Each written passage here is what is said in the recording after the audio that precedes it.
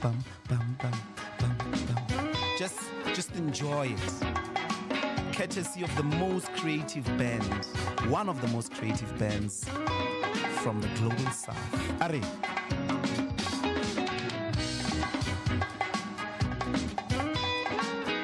A Thursday without a good tune. Are, Chief? Maui.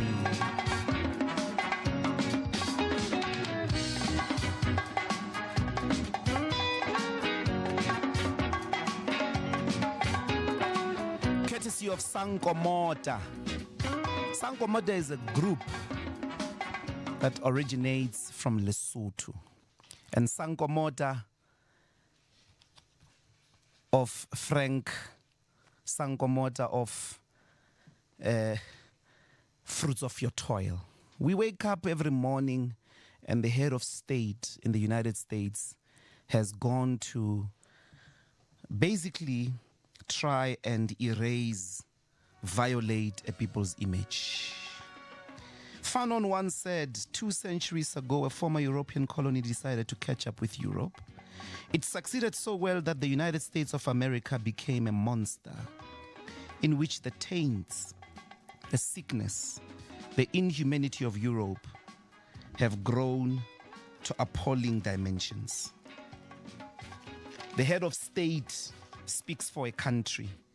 The head of state speaks for a nation. The head of state, when they speak at all times, that is policy. They are not supposed to draw from the dungeons of ignorance. President Trump claims not to know Lesotho of Sankomota. Chief, let's get him the tune. Trump ran a shop that sold denim jeans.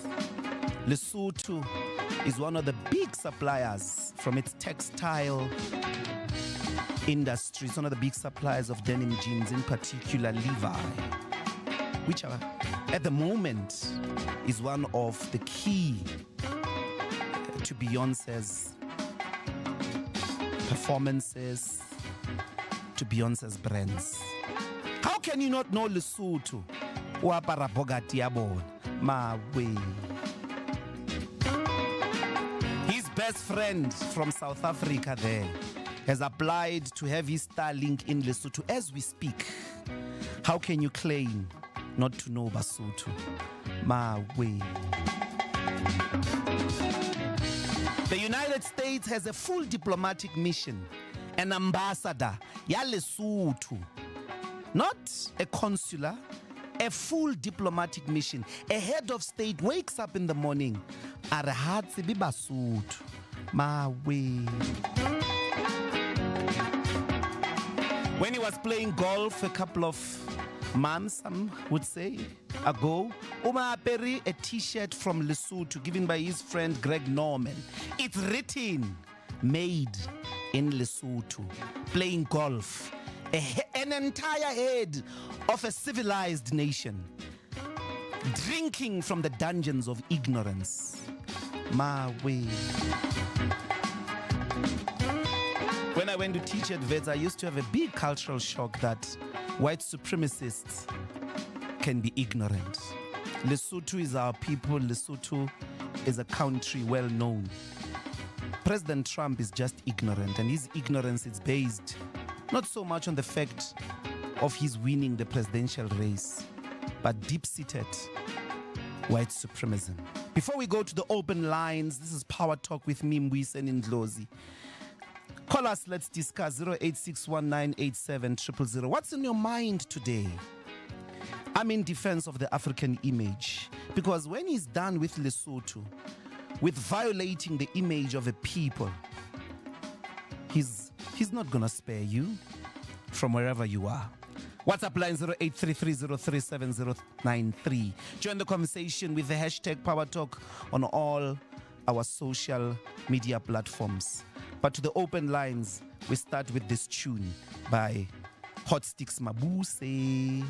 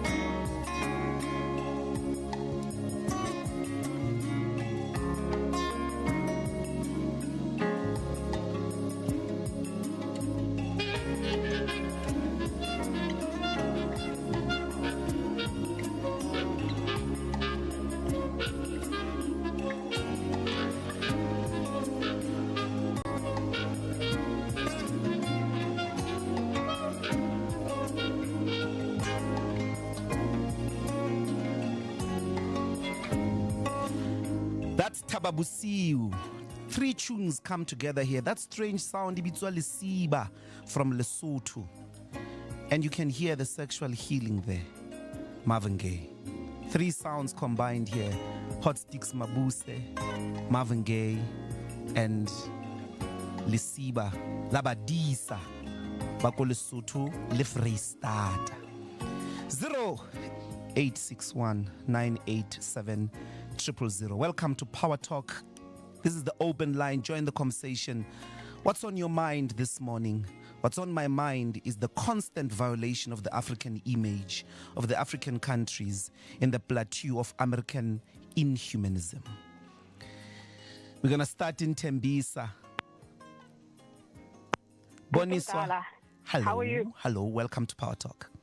Good morning. Before I comment, I just wanted to ask, when it comes to Trump, I just wanted to ask, hello, baby, underkant, just to make sure we actually arrive, African country. The Americaners. And you know what I thought?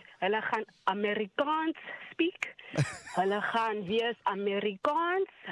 Drink Americano. I think it fits. Just to make sure that Boniswa, right. Afrikaans is more an African language than it is a Western language. Bazoishia like Afrikaans Haiti and the colored people and everybody else that loves Afrikaans. It will finally be dethroned as a depository, I think, of Afrikaner supremacy. Don't you think? No, 100%. I'm just like, when Vanya, Thank you very much, Boniswa. And Chef from Johannesburg, welcome to Power Talk. Hi, Dr. Q, how are you? I'm good, thank you. How do you do? I'm doing okay. Dr. Q, I told you initially that I'm going to be flooding you with academia conversations. My question to you is, when is University South Africa going to sit down with the government, with NSFAS, and discuss the fact that not every student has money to do university application. At UP, university application is 300 rands. At UCT, it's 200 rands. And they're still expecting the students to go and write NPTs which are not free, NPTs that you have to pay for. So where are we going? You are saying white supremacy is ignorant. Our government is West ignorant because they know very well. They are not sitting with University of South Africa and NSFAS and the Minister of Higher Education to benchmark how many students can afford. Do this at high school level. Yes. Like I've seen students with good distinctions, 7 distinctions, but they can't be accepted at UCT because they did not write NPTs. NPT is compulsory. What is the government saying about this national benchmark test? What are we doing with NPTs? Are they an in thing or they are just specific for some universities? When are we going to make them like across? Lovely. Why are we having different conversations for UCT, for UP, for UKZN? Why? Yes. Even the APS, why is the APS not standardized? We're going to pick that up. Certainly, I think it requires a full show conversation, application fees, entrance exams, and all of that. And we'll definitely pick it up. And please stay tuned. And thank you so much for calling in. Let's go to TT in Senton. TT, welcome to Power Talk. Doc Fede. Fede Gunjan Matal. Sharp. Grand. Just to say that I think you're doing very well so far. Very comforting. Thank you very much. critical time slot. You're up against many good presenters on other radio stations, but you're doing very well, I must say. And I wish them well. I think you were made for this. So yeah. Thank you. Nice one.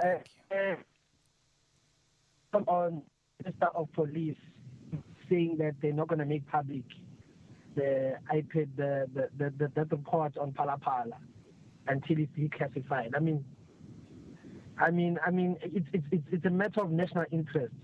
Everyone was talking about it at some point. So you see now why there is this question. Not and then just in jail. And why would you make that not public? I mean, for what reason? There are two grounds, TT. One is possibly because there is police intelligence operatives that were either involved, who have been investigated, and sometimes a premature revelation of those parts might expose police and intelligence work that can expose them to criminals, can expose them to other kinds of work that they're involved in. So they need to work around that. That could be the first grounds. The second grounds is possibly precisely as you say. It does look like an overextension of protection of the head of state. But maybe people should have asked, classified until when? When is the deadline? So that we wait for the declassification in imminent time. But if there are political parties or any other civil society people, you have a right to approach a court and say, let it be declassified. Exactly. Okay. Thank you very much, TT.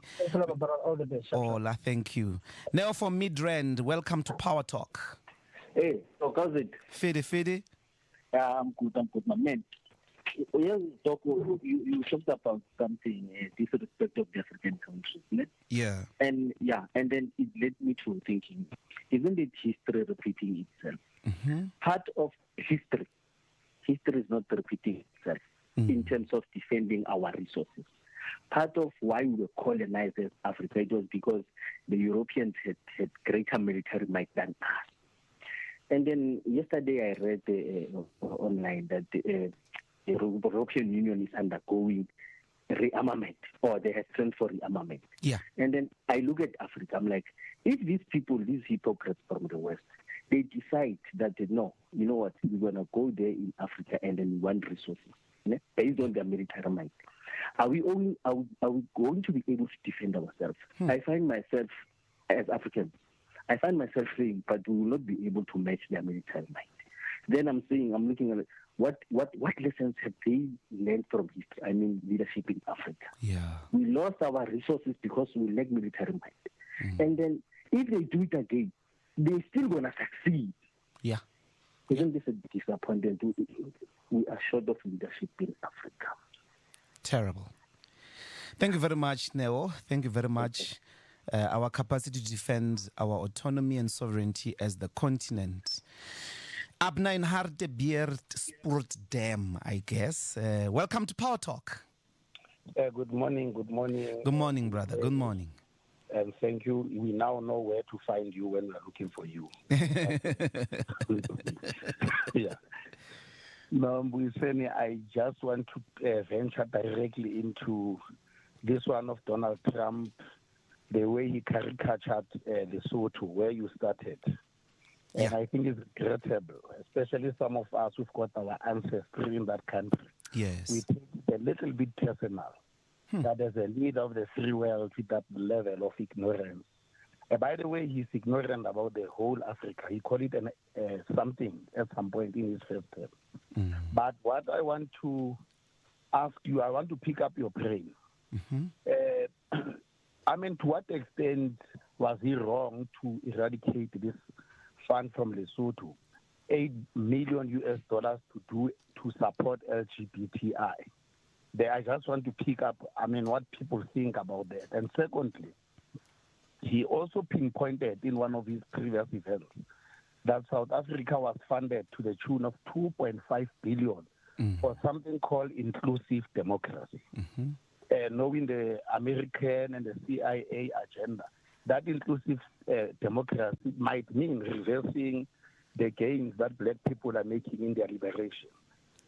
So I just want to say that although he is very weak and very dark in many things, the way he does things, but the substance of the things he's raising about the cutting of this formula, don't you think it fits directly to liberating the people who must enjoy their sovereignty without the influence of the USA? That's just my point, my pal.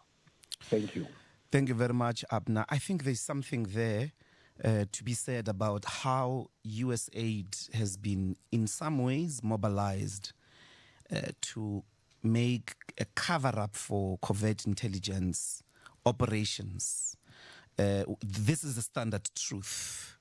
And we will have to disarticulate that from the sort of health concerns, distribution of drugs, and other health initiatives, although already within them, there may indeed be a cover-up for a number of CIA intelligent missions. But on Monday, we're going to dissect this matter, so stay tuned. Let's go to North Riding. Potejo, welcome to Power Talk. Hi, Mbuyiseni. Oh, my word. How are you? I am well, thank you. How do you do? I'm good, thanks. I'm calling to represent all the young people. We're like 2000 generation, and we first saw you on Podcast Central.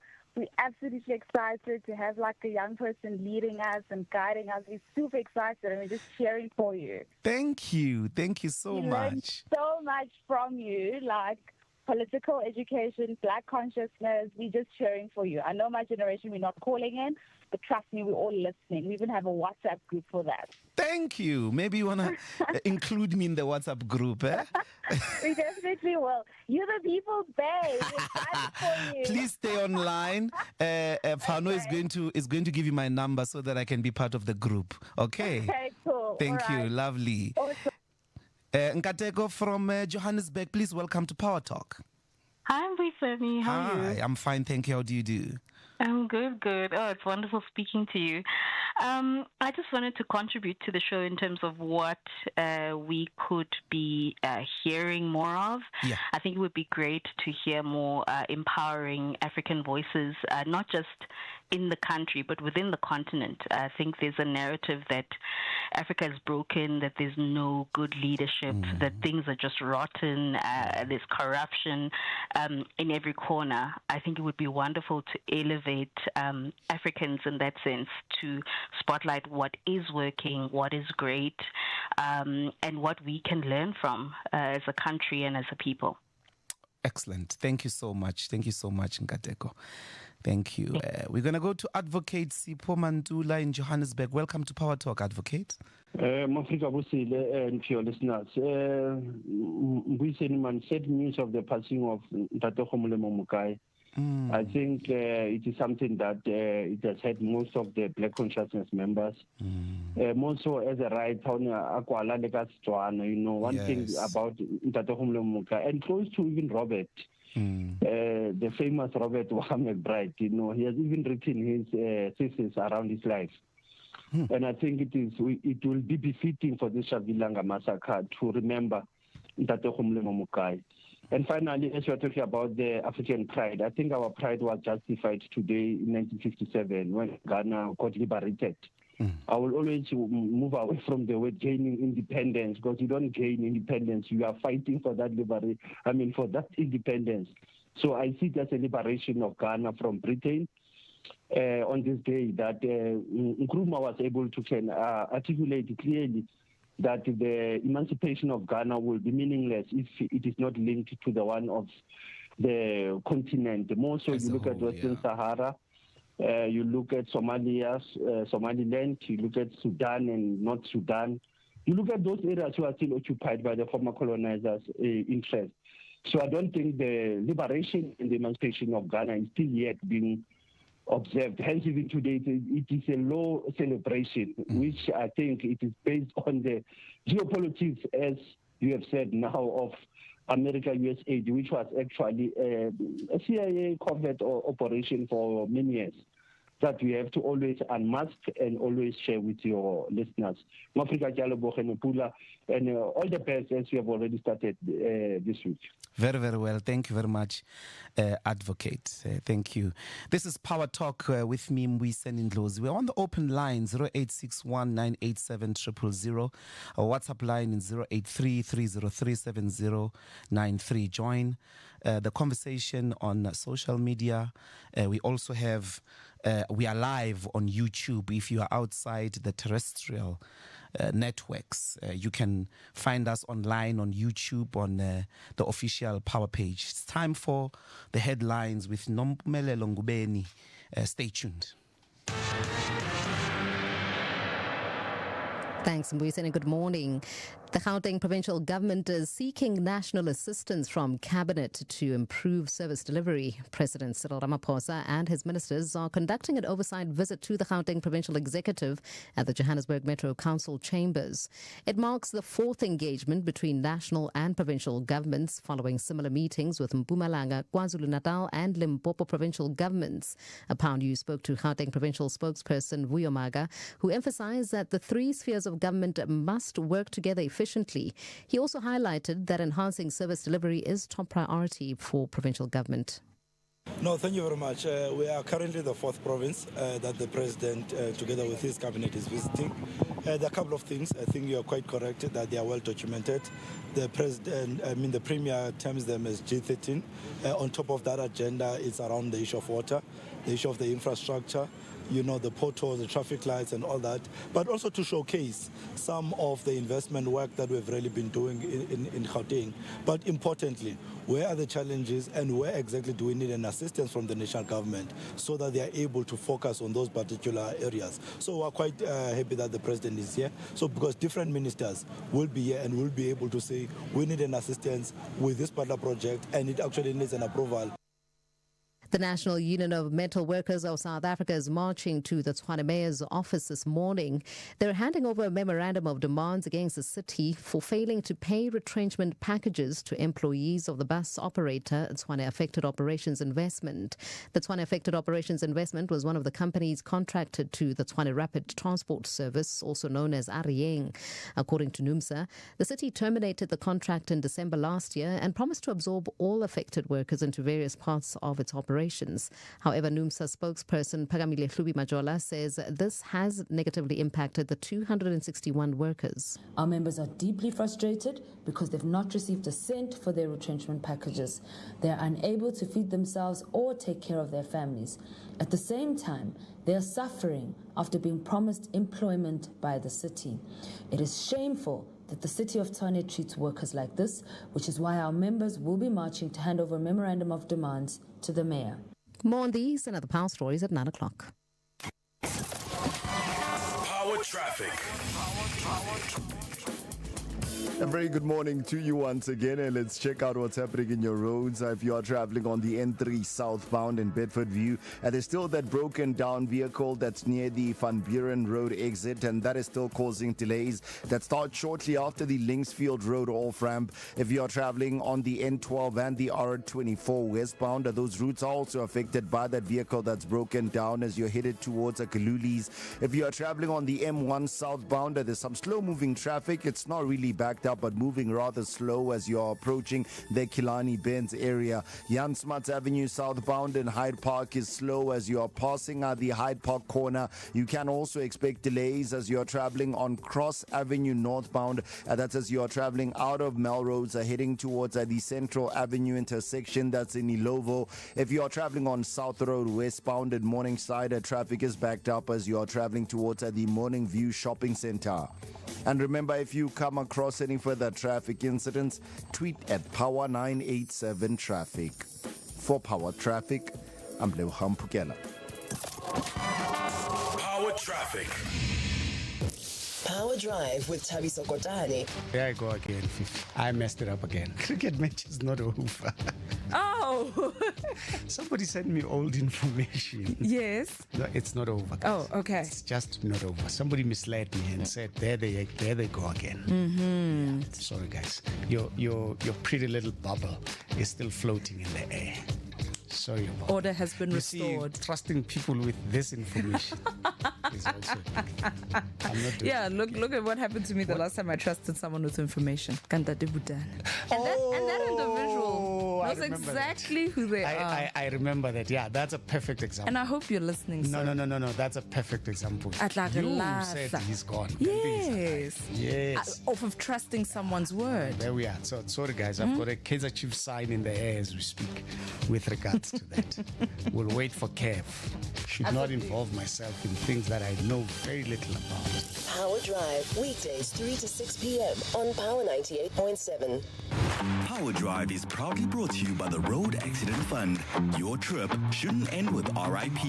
The Road Accident Fund, an entity of the Department of Transport. Power Breakfast. Breakfast on Power 98.7.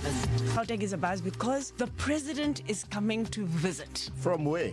The resident of the province, eh? The number one citizen who happens to reside in He lives in the province for 2 days. He's contingent of his ministers along with him. And we're told that he's going to do oversight. What is the state of the cities? And this coming at a time when the mayor of this very city of ours, which is touted as the world-class African city, is tone deaf. The same mayor who said we shouldn't expect much from him. Though. What a legend. Where has the president been? Why is he not in touch with the crisis that's happening in the city of Joburg, the city of Tshwane, the city of Ekurhuleni? Power Breakfast with Tessa Dooms. Weekdays 6 to 9 a.m. Power Breakfast is proudly brought to you by Telkom Business. Possible begins here.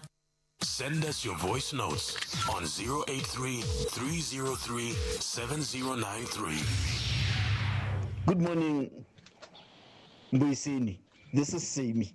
It isn't that Donald Trump does not know about Lesotho. No, he knows that country very well. In 2017, he was talking about Namibia, and he intentionally said Nambia, as if he doesn't know what Namibia is. He referred to Namibia as Nambia. So this is what Donald Trump does. He does things to stir up people's emotions, intentionally so. And if you guys gotta get outraged about it and you start making all the noise, you are giving him exactly what he wants. You are falling into his trap. Morning, Power Talk. Morning, Dr. Ndlozi. It's Makuntle from Vale, the good doctor. I get to make a journal when I'm not to the Sagorle, Philadelphia, Mare, Ulukile. I get to war Luki Saga, Pausenia Maya Rona. Kadua Wagatavatan Sankomota. I could not reggae Pala on the background. Oh, I came to this one, Namare, on a tab. Thanks for the great show. Power Talk with Mbuyiseni Ndlozi, where your voice is heard and opinion matters. We're still on Power Talk and open line 0861987000 with me, Mbuyiseni Ndlozi. Great messages there from our WhatsApp lines. Keep them coming. We do that on this show. Your voice matters, your opinion matters, even if it disagrees with what we are saying. And I'm going to go to Pretoria. Sello, welcome to Power Talk. Honorable Dr. Man of God. Honorable Sello, welcome to Power Talk. Without any waste of time, I think this is very concerning about the security of our country. For so long, leadership from the political point have been neglecting the very sensitive issue to a point whereby we end up seeing our young soldiers being affected in DRC. That thing, it's a sign that shows we are lacking. So we can talk about good country, good advocacy for the world and Africa. But if our military is not strong, we are not really enforcing engineering companies like Dinel and trying to make our own stuff and defending ourselves and standing up as a big brother of Africa, then we will be just to be a lip service. So my worry is we as leaders, we need to check the issue of how we address the security, because until we start to see that we are being invaded, that's where then we will realize that we have messed up with security in our country. That's my point. Thank you so much, Honorable Sillo from Pretoria. Let's go to Sam in Randburg. Thanks for holding, Puti. Welcome to Power Talk. Welcome, brother. And congratulations for your new career and making it to Power Talk. Very, very much excited. 2 points, maybe 1 point, quickly. I'm going to comment on what I think people like you should be doing next. And people like Ubongani, the guy that was mayor for Midval, and he achieved a clean audit for 10 years. We don't need to lose those guys in politics. So I think we can take a leaf from AfriForum. If there's one thing that white people beat us, they are very organized. They are highly organized. Yeah. If I look at their numbers, I'm not sure if I'm correct on the numbers. The AfriForum, they say they have 300,000 members, and they contribute something like 150 per month. But the latest number is 600,000. Yeah. And if you multiply that, it's almost 100 million a month. And I'm saying we need to start a fund. You guys need to start a fund like that. That will work on behalf of the interest of black people. Because I don't see the government changing. I don't see the comrades saying, no, we're going to stop eating now. That horse is bolted. It's way too far. So we need to find other... I went to Korea, South Korea some time ago, and I was in a station and there was a McDonald's. And next to a McDonald's, there was exactly the same outlet, but that was branded in Korean. That sold exactly the same thing that McDonald's sold. So it was a copy. Chinese are doing it. So instead of us saying, no, treason, let's be organized and get credible people who can run a fund. We know that money is power. And we hold the government to account. If they don't want to fund NGOs, we take them to court. We buy farms. We buy stake in the bank that they are trying to start now. But all I'm saying is that you can lead that revolution, and I think I can sacrifice a pizza over a week. I'll be in touch, Chief. I'll be in touch. So that's a challenge to you, and it will be nice to get those people that we know that are good back in Vice Institute, like Bongani and all from different parties, because we know that they are good people. But we need to find a different strategy of how to tackle this monster that the crisis that we're facing. Thank you, Mbuyiseni. All the best. Thank you, Sam. Thank you very much. Steve Libelo, welcome to Power Talk. Hi, Dr. Ndlozi. First, just an off-the-cuff comment and not for discussion for today. I realize that you seem to have internalized the 18 history of South African football, but that's something to talk about some other time. Mbuyiseni, this is what? Human Rights Month. And I've been reflecting on it. And every year it comes up. We say the same things, we do the same things. But maybe we might consider something different. I'm actually thinking that something to reflect on is that the day itself is associated historically with Robert Sobukwe and the PAC. But maybe this is purely an academic question. How then do we explain that 24 years later, and 24 years later would be the 3rd of September 1984, when once again the VAL erupts into, some kind of mass protest? How is it that in that period, the people of the VAL have turned their back, or their backs on the PAC, and it is actually an internal organization, the UDF, that's aligned to the ANC, that's organizing the masses, from September 1984, throughout. That is something that needs to be explained. Has it got to do with the paralysis of the PAC during that period, and if so, what caused it? These are interesting questions that I think we need to reflect on. But before I sign off, that I'm actually worried about the discourse in South Africa about the Great Lake region. I don't think there's a clear understanding. People around the Great Lakes understand that this has to do with what is, a blatant Tutsi aggression, And in South Africa, we don't seem to understand that. And until we do, I don't think we are going to be able to respond. Let's pick it up. Let's pick that conversation up and those claims of so-called Tutsi aggression on Tuesday when we discuss the question of the DRC, Temba. I have to move on to other callers, but thank you so much. I'm sure we'll have an opportunity to challenge that. Let's take Sibongile from Midrand. Sibongile, welcome to Power Talk. No. Please, I'm not coming to comment about anything. Okay. Yeah, no. I just wanted to inform you that we have a story to share about our grandfather. About? Our grandfather. Okay. You do you want me to put you on and our producer will listen to the story? Yes. Okay. So that, yeah. All right. That's fine. Thank you very much, Mama. Okay, let's go to Temba in Saldanha Bay. Temba, welcome to Power Talk. Good morning, Doc. How are you? Ndiphile nkosi njani wena? Brilliant.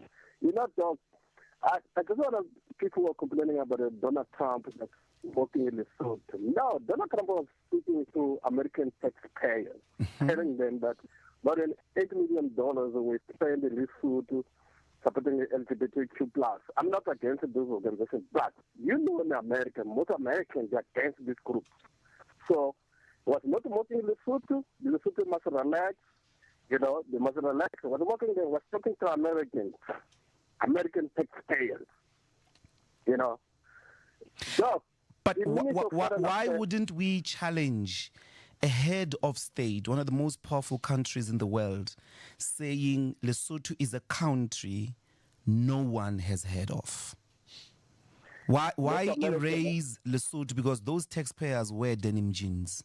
And those denim jeans come from Lesotho. There is an actual trade relationship between those two countries. There's an actual diplomatic relationship. Why erase Lesotho in the heads and in the public discourse of the taxpayers? Why is that right? Why is that something we shouldn't respond to?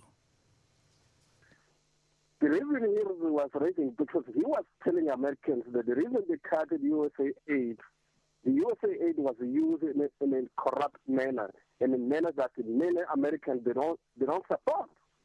But why erase Lesotho? You can say that without saying Lesotho is a country no one has heard of, when Lesotho has an actual trade relationship with you. Over 60% of Americans wear jeans, denim jeans. They've got a diplomatic mission in Lesotho. Can't you make that point without erasing a country? That's the point here. Yes, that's the point, because Donald Trump is Donald Trump. He will say what he wants to say, but the reason he was raising was talking to American taxpayers. Okay. You know. All right. Thank you, Temba. Thank you very much. Let's go to Midrand. Mandla, welcome to Power Talk. Dr. Ndlozi, how are you, sir? Yeah, I'm good, brother. I want to canvass an issue with you, particularly on this matter of erasure of Lesotho by President Donald Trump, and propose to you that we might be doing the same, or we must not be found doing the same when it comes to the issue of Palestine and Palestinians. Yes. Because we generally refer to it as the people of Gaza, or the situation in Gaza, or the conflict with Gaza. But in actual fact, epistemologically, we cannot erase Palestine, because if we continue to speak like that, then we are raising Palestine and the people and the Palestinian people. Furthermore to that, I would say if we exercise conceptual discipline, calling things what they are, we should also not even call it the Israel-Palestine conflict, because it's not a conflict. It's not two equal sides in a war. It is an Israeli occupation of Palestine. That's what it is. So on this bandwagon of erasure of a people, of nation states, I think we should be aware and be wary of erasing Palestine and the Palestinian people, and we should actively and consciously refer to it as Palestine at any given chance we have, and the Palestinian people, so that we keep the resistance alive. Thank you. Thank you very much, Mandla.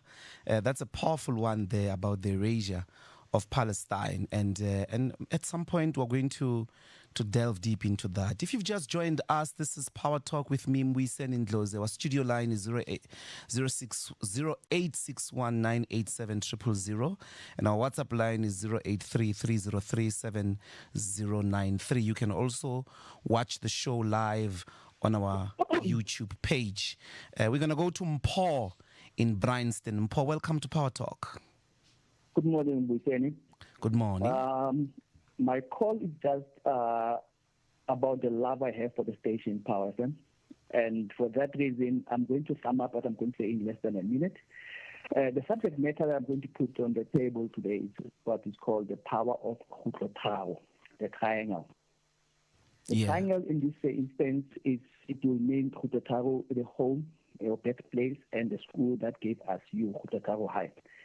Therefore, the triangle is going to be what I will just hope to hear and see in your journey with the station. Power FM in the triangle will have the Power FM.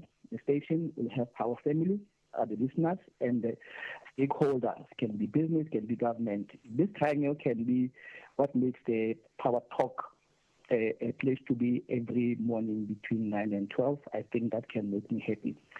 In short, that is what I wanted to say. The call is about the signature, the signing off, the reference, and the benchmarking, which I can one day, when I hear the end of the show, I can hear the word, the power of Khutlo. I think I know you can turn it better. I think that signing off. Yes, sir. Yes, sir. The signing off is all I can say. If I can hear and be reminded that you come from Khutlo and the school has that shape in you, without saying it, but having to hear the power of Khutlo. The power of Khutlo. To you, we say power. Yes. Thank you very much. Thank you. Kagiso in Bloemfontein, welcome to Power Talk. Hi, Dr. Ndlozi, how are you? Thanks very much. The radio sounds nice with you inside. I must tell you that. And I'm happy that you are on radio, you are in the media, and I so much believe that you're going to make more impact than you could where you were before. And all the best. Yes. I want to talk about the power of the politics and the power of the economy. You know, 1994, we attained power as black people. Yes. And we played with it. We became complacent. We became disorientated. We chose to be dizzy and not knowing what to do and where to go. And what is happening now after 30 years, what people are showing us, or what do you do when you have power? The entity like the DA, they are playing nice cards. They are very calculative. They are playing politics with us, black people, because they know that without our vote as black people, they are going nowhere. If you can check how these people masquerade the DA, they act as if they don't have relationship with the AfriForum. They act as if they are not playing or dancing for the same tune with the AfriForum, of which they do. They are now being into the White House as well after AfriForum. The World Bank is also saying South Africa must relax labor relations, PEE, and so on. In other words, what the World Bank is saying, they are saying we have to relook our redress program. My question is it coincidence that World Bank will have this stance after we have seen what has been happening about AfriForum and so on, and what Donald Trump has been saying and what Donald Trump has done with the USA aid to Africa? And yesterday or the day before, AfriForum was busy making joke about Lesotho. Like this guy was going on and on making joke about Lesotho as if he doesn't know where Lesotho is. He doesn't know whether Lesotho exists or not. So you see, misplaced energy is very dangerous, Dr. Ndlozi. I hope you agree with me on that one. You know, when I'm sorry, just wrap up so that we can also get others. 20 seconds? No, 20 seconds? I'm actually done, yeah. Oh, okay. Thank you. Misplaced energy is very dangerous. Yeah. That's where I want to leave it. Thank you very much. We've got to make sure that we channel our energy in constructive ways. Tumelo from Velcom, welcome to Power Talk, and thanks for holding. Hey, my dog, how are you? I'm fine, brother. How are you? No, I'm super califragilistic expialidocious.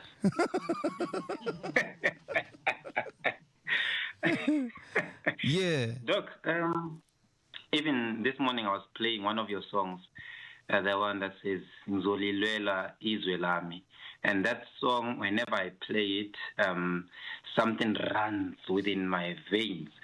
But let me just get to the point. Yeah. The reason that I'm calling now is that we need assistance here in Welcome, especially with the municipality. Mm-hmm. I'm currently living in one of the informal settlements, and we've been living there for the past 18 years, and nothing has been done. But whenever it's that time of elections, they would come and sing and make all those promises, but nothing materialized after all the elections. We'll be singing Umhlaba Wonke Ezandleni Zabantu, of which is one of the songs that amplifies us. But afterwards, that it all goes in vain. Mm-hmm. So I'm currently seeking assistance in Ward 35. That's in Reader's Park. The land that we have occupied, it was belonging to Harmony Gold Mine. Mm-hmm. So it was abandoned for the longest time. And that's why the community decided to occupy the land. And afterwards, nothing happened. The municipality would come and assure us that, no, you are in safe hands, okay, blah, blah, blah, and this will assist you with services. Mm-hmm. But still, that never materializes. That's why even today, we've kept the land very safe, and people are living in it. We've got schools, we've got businesses. Only what we need from our municipality, but more specifically from Harmony Mines, to come to the community, give us site allocations. We don't even have numbers. We have nothing. And yet we do contribute when it comes to elections. That's the most painful part. And we can't even say to our kids, this is your home. We are even ashamed to call it home, because we are neglected. Thank you. Dumelo there on land occupation, Welcome under Harmony Gold. Thank you very much. And let's now take Ausi Mapopo from South Hills. Welcome to Power Talk. Hello, Puti. Unjani? Siphile nkosi njani wena? Ndiyabulela ntasekhaya. Ndiyabulela hle awuzile emarhedweni nawe. Okay. Ndiyabulela kakhulu. Ndavuya ubizo utate Thuso nothwala nabo. Babisibiyo ndiyabulela hle. Ndikuthanda kanjani? Enkosi. Kodwa khona apha ndikukhumbula khona. Ndiyayazi kuphi. Kukuphi mama? Phaya entlenini. Phezulu phaya. Oh, phaya eKapa. Ngithanda abakukukayo yazi. They will never pick me up anymore. Abekho apha ePower. Abekho. Ndiyabulela mntasekhaya. Ndiyakuthanda va. Ndikuthanda no, nami ndiyakuthanda mama enkosi mama. Thank you. Thank you very much. Let's take some of your voice notes. Welcome to Power Talk. If you've just joined us, this is Power Talk with me, Mbuyiseni Ndlozi. We're going to take some of the voice notes that you have sent, and there we go. Good morning, Mr. Ndlozi. I wanted to acknowledge your education, and then your education you give to us. It's very, very, very vital, because you are not only the people's buy for South Africans, you are people's buy from Tanzania, Kenya, Zimbabwe, Mozambique, Malawi, Botswana, and everywhere. You are people's buy of Southern Africa. I thank you.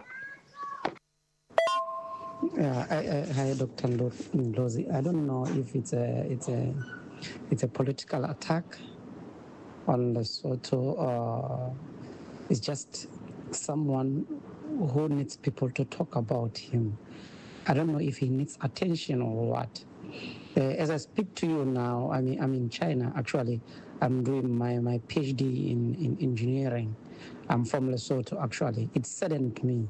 It really saddened me if the head of the state, not only the state, we are talking about the United States of America, without taking anything from other countries, but America is huge. And the head of the state comes out and say a country who no one had heard of. Talking about my country, it saddened me. It's really painful. It's really, really, really painful. I don't know what can be done to such leaders, but something needs to be done. Thank you very much. This is Power Talk with me, Mbuyiseni Ndlozi. Thank you for those voice notes. From 10 o'clock, we've got an honorable guest, Pastor Art Boshoff, that we'll be speaking to.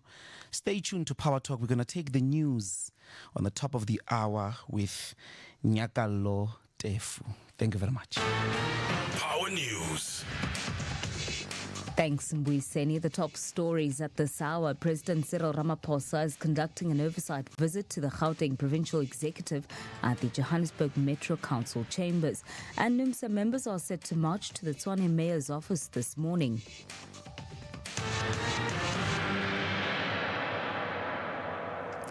With the news at 10, a very good morning to you.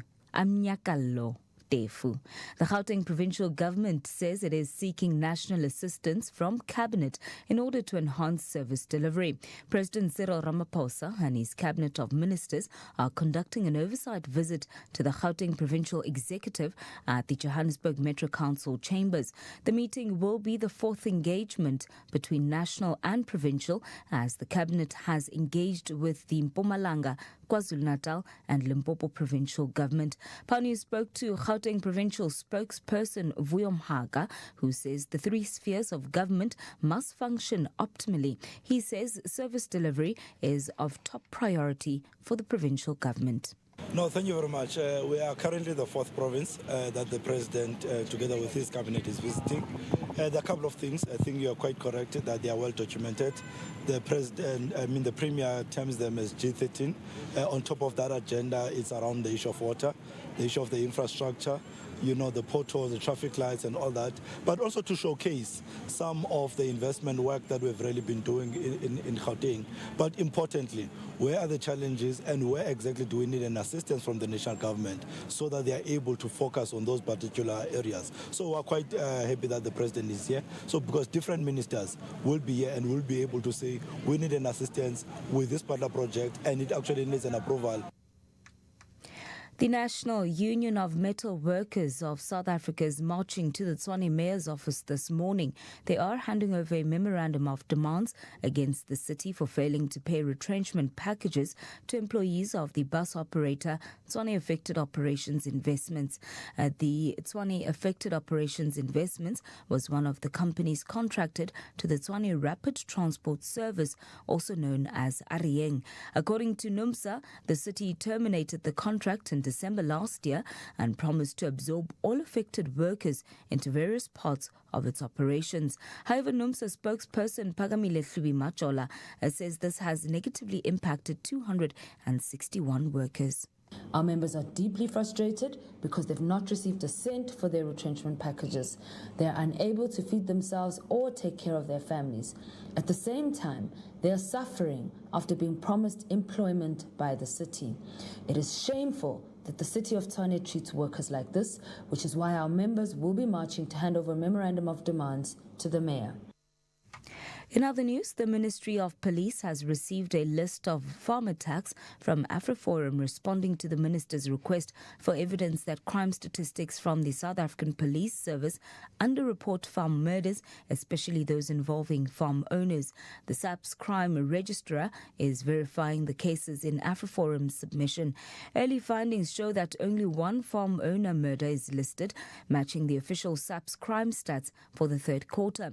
The verification process is still ongoing, but no additional farm owner murders have been found beyond what SAPS originally reported. The minister's spokesperson Kamohelo Mohotsi says there will be more clarity and transparency once the full verification is complete. While verification processes are still ongoing, no additional murders of farm owners have been identified beyond what was originally reported by the SAPS.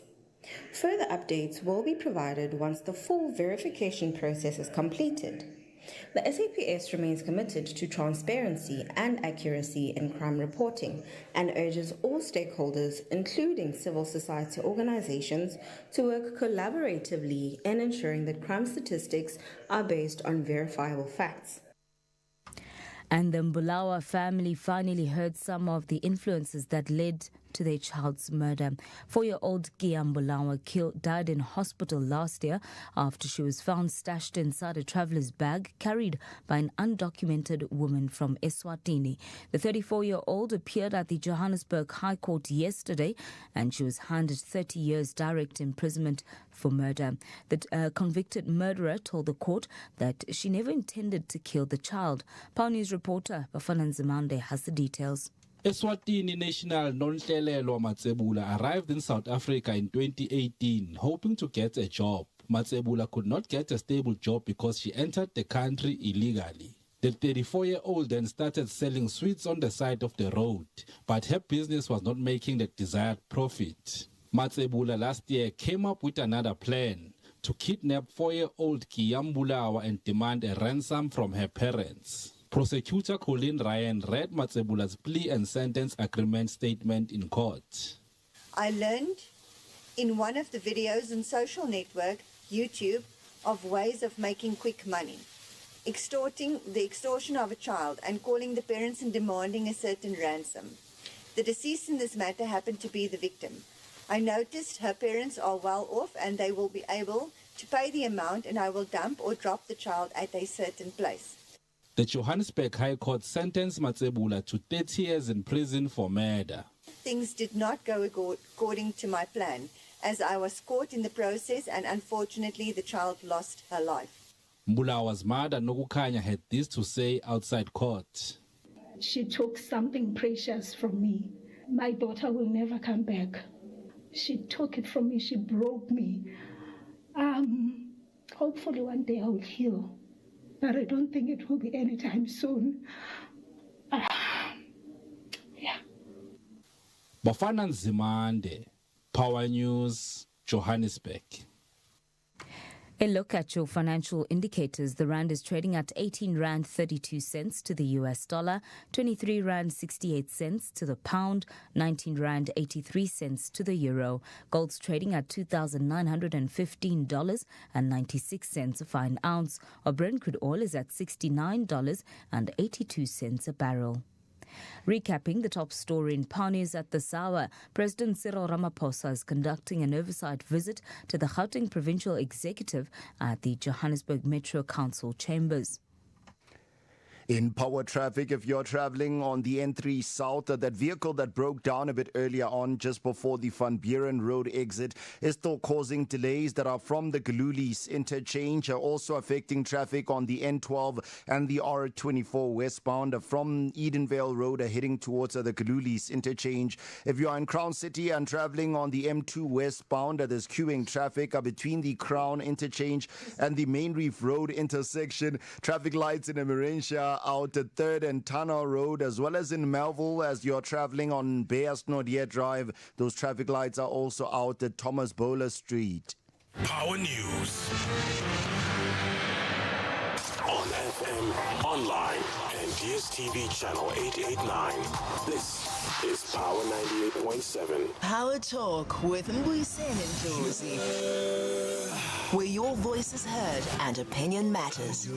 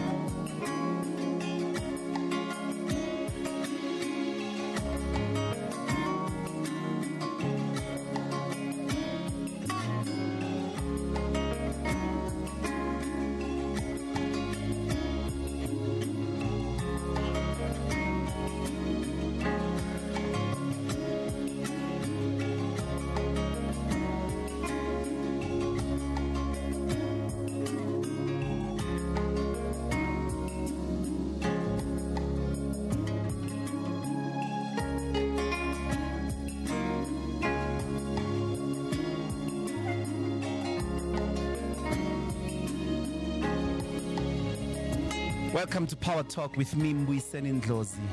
Well, with the pastor of Christian Revival Church, pastor at Boshoff, Adam James Yekuobas Boshoff. So bizan bonke, so we can join and hear the men of God. Marasale thaba bosiu hobane Lesotho le bohlokwa. Aus.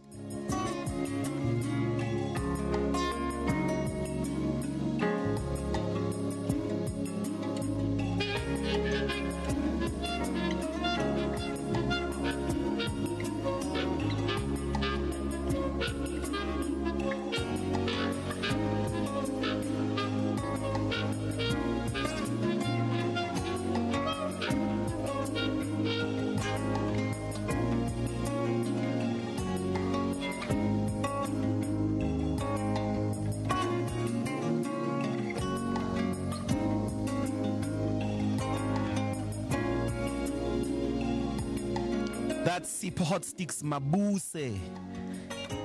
That instrument there, I repeat, kelesiba, often used by the shepherds in Lesotho. You have to be a shepherd to know how to blow into that instrument. Pastor, welcome to Power Talk. Dr. Ndlozi, thank you for the great opportunity, and it's a great privilege to be able to speak to so many of your listeners as well. So I'm really excited. Thank you for the invitation. I appreciate it. And it's good to see you again. In a non-political context. No, let's not talk about that. No.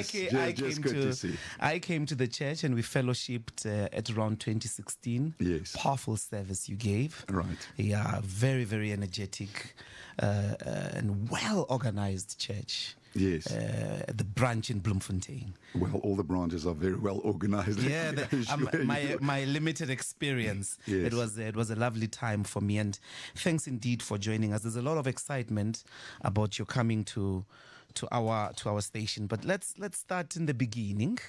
Could you just take us through from the school, the army, to when you sort of meet or become saved, as it were? Yes. The moment of salvation. Just that as a build-up. Thank you for the question. Mm-hmm. I grew up in South Africa, and it's important for me to share this. Yes. Because there are so many forces trying to divide our country again. And I come out of a very staunch, right-wing, Afrikaner background, believe it or not. Yeah. So I was raised in school and went to school once a week in a military uniform. And we were indoctrinated as young people. I know people don't want to hear this, but apartheid indoctrinated us.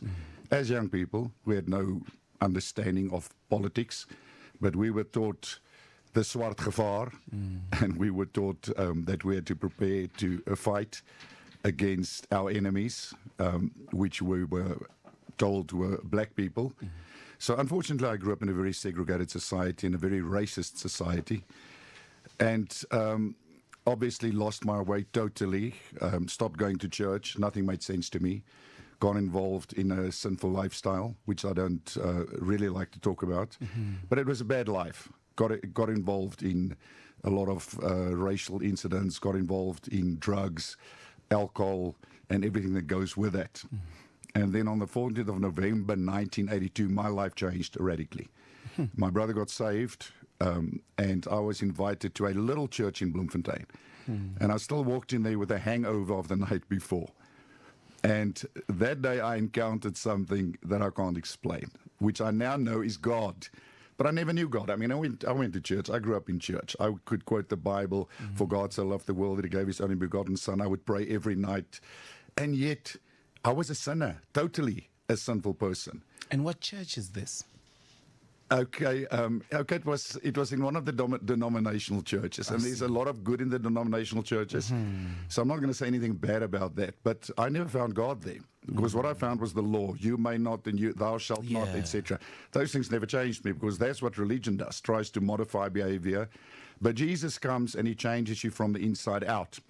So I got saved radically on the 14th of November 1982 as a young man, 17 years old, 1 month before I turned 18.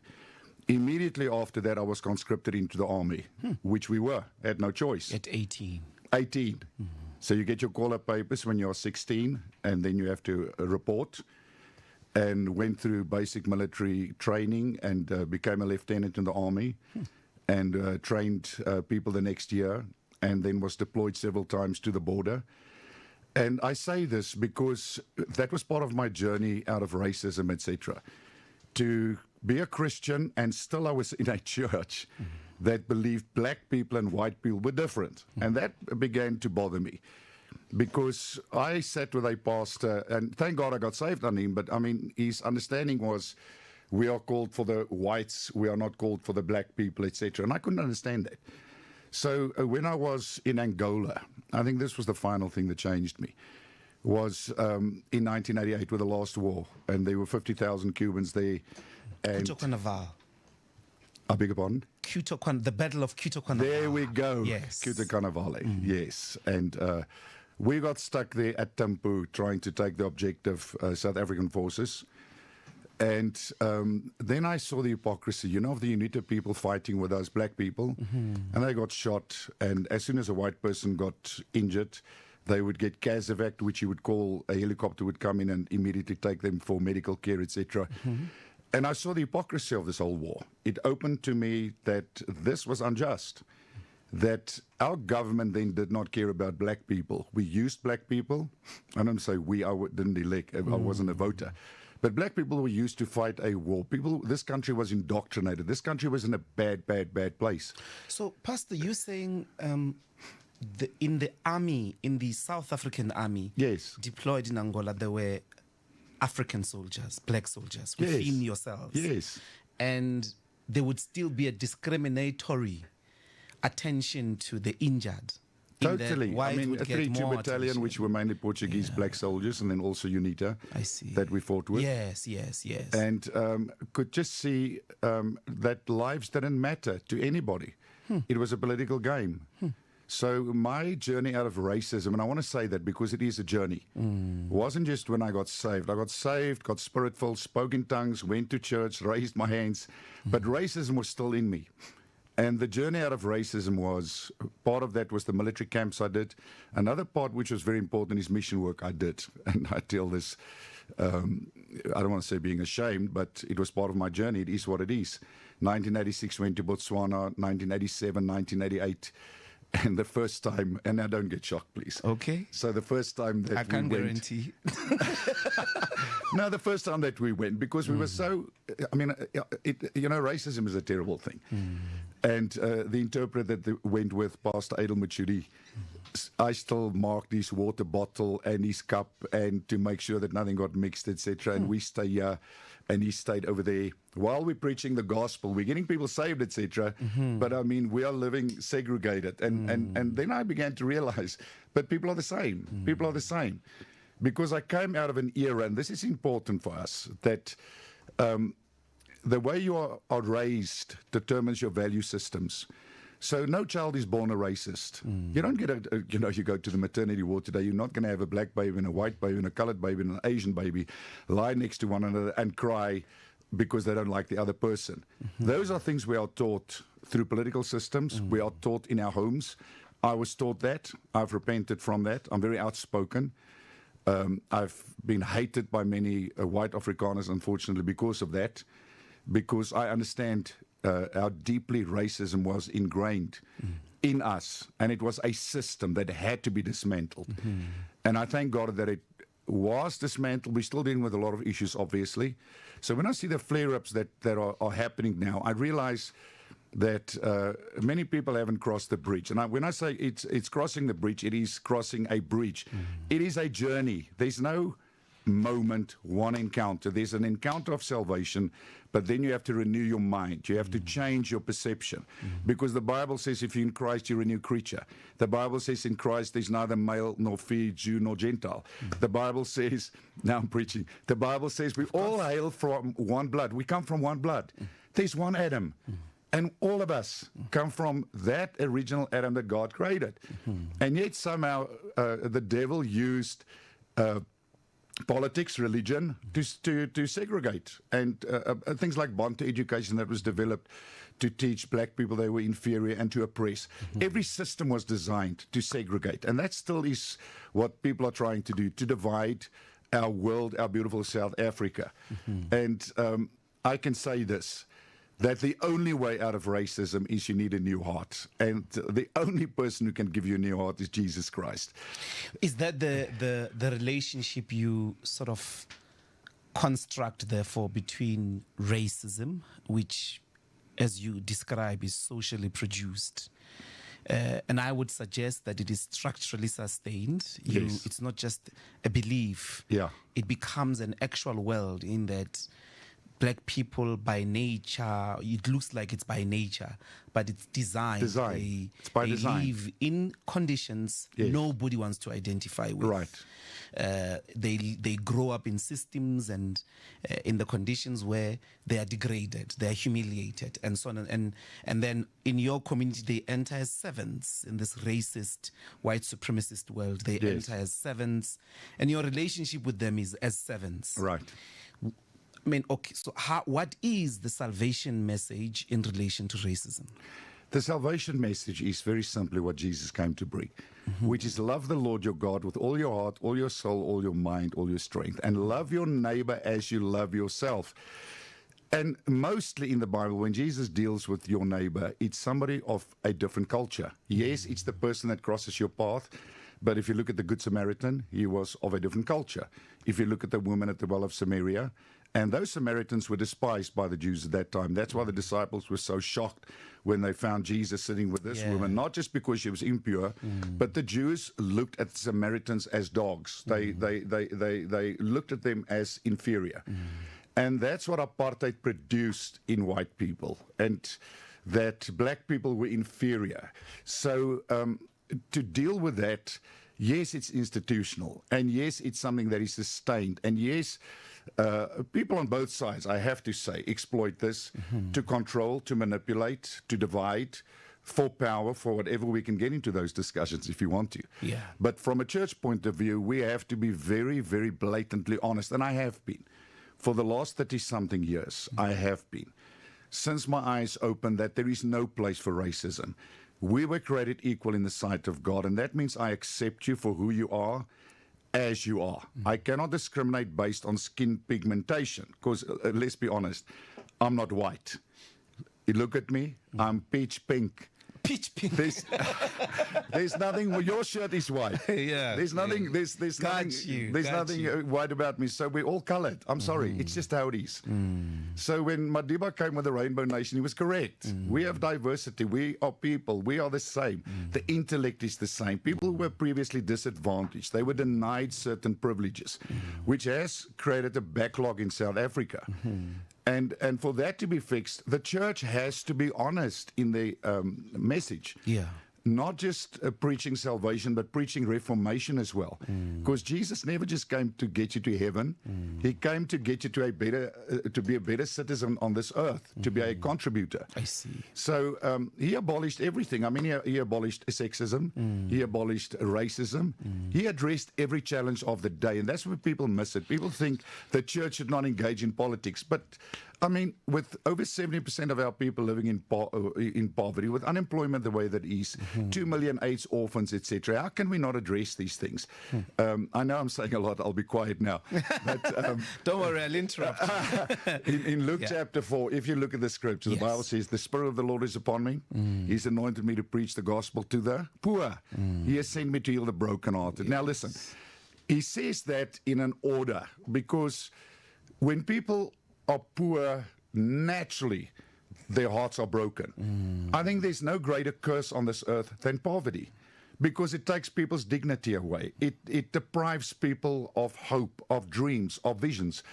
And that should be the enemy of every person. If you're a South African, our number one thing to eradicate, apart from racism, is poverty. But when we stand together, we can deal with this. We can change this. And I believe that's what God wants in our country. But it starts with every individual to have an encounter with God. Because if your heart is not changed, you will never have compassion for other people. So religion is designed to preserve, right? Jesus comes and he changes everything. He says, I've come to change the status quo. So when we get to heaven, just let me ask this. Yes. Is there going to be a compartment for black people, a compartment for white people, a compartment for Asian people? No. Because when you die, you leave this body behind. You're not going to go there as white or black. You're going there as a spirit being created in God's image. Got you. But I'm going to come back to these difficult questions for all of us. Please. You meet the Lord. You're in the army. At what point do you go to Bible school? And then at what point do you found the church? So I got saved in the church and then immediately drafted into the military. Then I went to university and started studying law. Then the call of God came upon my life very strongly, and I went to Bible school at the same time, and I had to make a decision, which was a huge deal for my dad, by the way. He was a white Afrikaner, very politically minded, and I wanted to be a lawyer, believe it or not, and then go be an advocate, and then go into politics. Me. And then God saved me. He saved you from politics. And I hear you, Pastor. And and the trajectory of my life changed totally. Yeah. Changed. And then the journey started. You know, I used to go out on the street every week and just preach the gospel. And I would see people respond, black and white. And I began to see people are not different, although I was indoctrinated. And I call it indoctrinated because it's a system designed to indoctrinate people to have certain values and beliefs, etc. And when my eyes opened, I became very, very outspoken. Remember, the first church I started was in Lady Brand, 1988. And I started a multicultural church, Naretta and me. That's before apartheid is abolished, by the way. And we started a non-racial, multiracial church. And people came, all the farmers came, and the high society came. And then black people started coming because I'm open. It's a church where anybody is welcome. Yes. And in those days, the black people who came had no jobs or anything. So it was poor people. And I could see these white people respond, and they would give me reasons for leaving the church. But I knew what the reason was. They could not deal with the fact to sit under one roof with black people and worship God. And I mean, I've challenged that. How can we not get along down here? And then we think one day we're going to get to heaven and sing what in heaven and then get along up there. No. This is the world that God has given us to live in. So the first church was 88, not 94. 1988, and so the ANC never opened my eyes. I have to say that. Jesus opened my eyes. And my first pastor I ever employed was Pastor Edward Kwena. That was in 1989. Beautiful pastor, a true apostle that planted many, many churches for us. The second pastor I employed was Charles McGee. He was a Canadian-American black, married to a white wife. Now that went down in those days. So yes, a mixed marriage in 1989. In the church. In the church. And they sit in the front and they're very in love with one another. And they're Canadian. All these, farmers and these people are sitting there and looking at, no, we're not comfortable with this, black and white. And people left because of that. And I began to see the hypocrisy that can be ingrained in people call it Christianity. It's not Christianity, it's religion. Because you can't be a Christian and not love. You can't be a Christian and not be tolerant and accept people for who they are. That is the basis of Christianity, right? To love people. And if you love people, you are there to uplift them. You are there to be the good Samaritan. You are there to heal their hurts. You are there to be to bring hope to these people. Got you. If you've just joined us, this is Power Talk with me, Mbuyiseni Ndlozi. We're having a conversation with Pastor Boshoff of CRC, Christian Revival Church. And we are going to talk largely about the problems of our people, the problems of this country, with a man that presides over hundreds of thousands of our people here, but also with churches across different countries, including the United States of America. And we're going to take the headlines with Nyakallo. And I'm hoping that you stay tuned to Power Talk. We're having a conversation, as I said, with Pastor Boshoff. Stay tuned. Let's take the headlines. Thank you.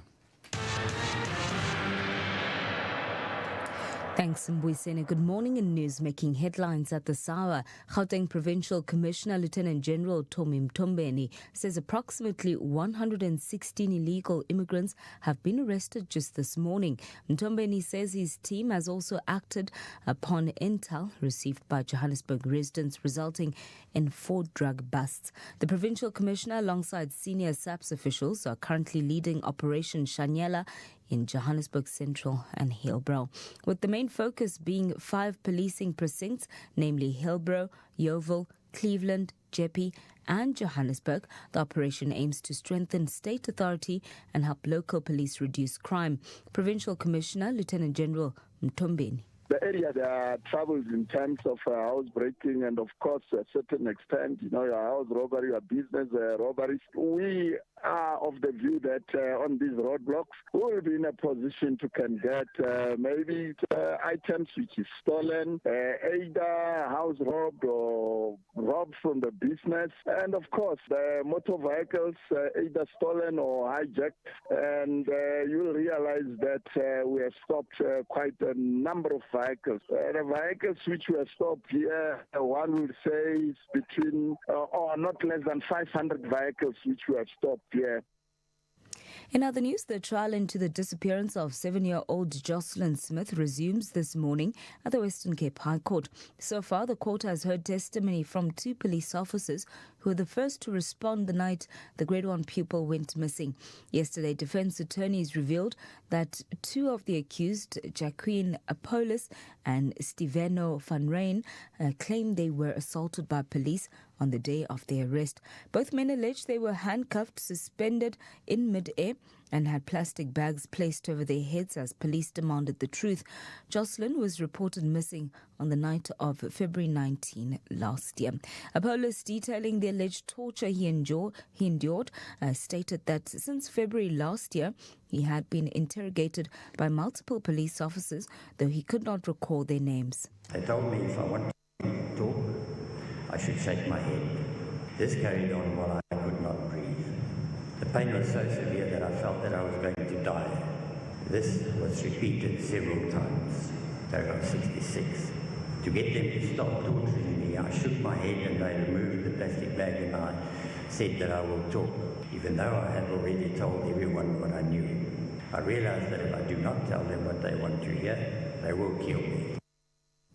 More on these and other stories at 11. Power traffic.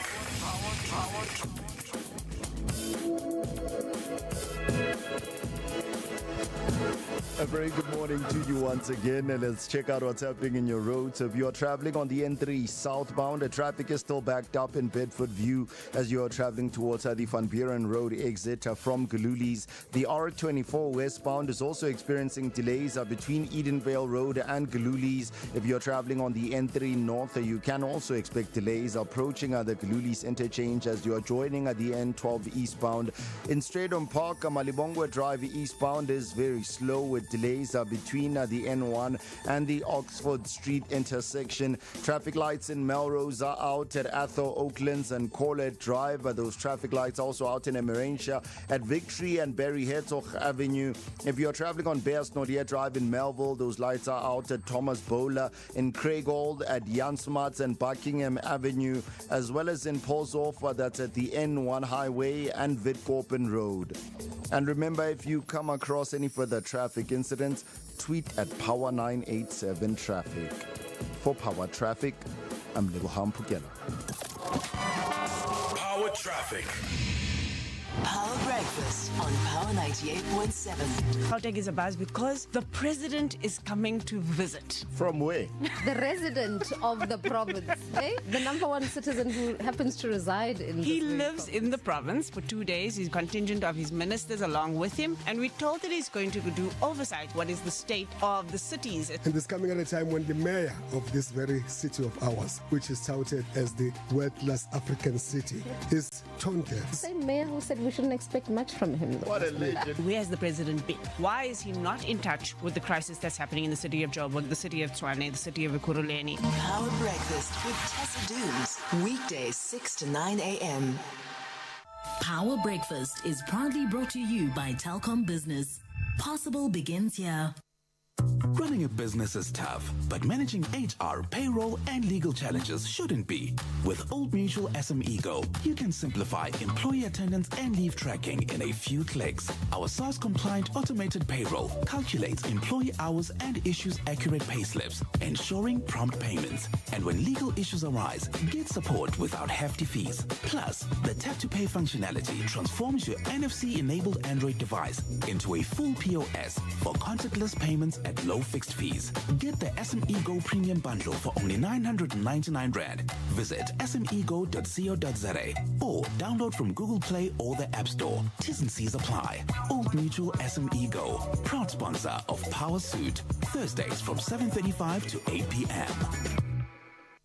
The silence of a till that hasn't rung in a while is deafening to any business owner. That's why Telkom Business wants to unleash the hero in you with a Business Fusion deal. Get a versatile tablet, LTE 120 gigs anytime data, 120 gigs night surfer data, Smart Voice Basic, plus a professional website for only 699 Rand per month. And make the till ring again. Call 10213, click telkom.co.za or go to any Telkom shop. T&C apply. Telkom, possible begins here. The Hatfield Motor Group is thrilled to bring you BYD Woodmead, where innovation meets affordability. BYD stands for Build Your Dreams, and we're here to make that a reality. Experience the future of driving with the BYD range, including the dynamic Atto 3, the versatile Dolphin, and the sleek newly launched Seal. Visit BYD Woodmead today and take your next step towards electric excellence. Hatfieldgroup.co.za, rated #1 in service. Build your dreams with BYD. Engaging in conversations that matter. Power Talk with Mbuyiseni Ndlozi, 9 a.m. to midday. This is Power Talk, and we're having a conversation with Pastor Adam James Yegubas Boshoff. Please join the conversation on the studio line is 0861987000. Send your voice notes on 0833037093. And you can join the conversation through the hashtag Power Talk on all our social media platforms. We are also live on our YouTube page on Power FM. Pastor, I just wanted you to paint for us the geography of the church. Okay. Yes. Thanks, Dr. Ndlozi. Let me just go back quickly to Bloemfontein, when I went to Bloemfontein. Yes. And there were like 180 white people. So you were not born in Bloem? I was born in Johannesburg. And then grew up in Bloemfontein. Got you. In the best school in South Africa. No, okay, let's not go there. Yeah, in the best school everybody in has to say their school is the best. Okay. We're all allowed. Okay, well, I won't say the name of the school. But, yes. I'll say it for you, Pastor. Grey College. Grey College, boys only school. There we go. Yeah. So I grew up there, and unfortunately we were taught those things. And then I went to the Army, University, Bible College. And then 1988 we started in Lady Brand. And multiracial, non-racial, and a lot of people came. The Queen Mother came, the King eventually started coming. I had meetings in Maseru as well. So, and then I went to Bloemfontein. The pastor there passed away in 1993, who was my pastor, and was called there. I actually wanted to go to England. I was on my way to England, and then God changed my trajectory. And when we went there to pastor the church, it was all white. Small little church, 180 people. And all the churches in Bloemfontein were small. And farmers?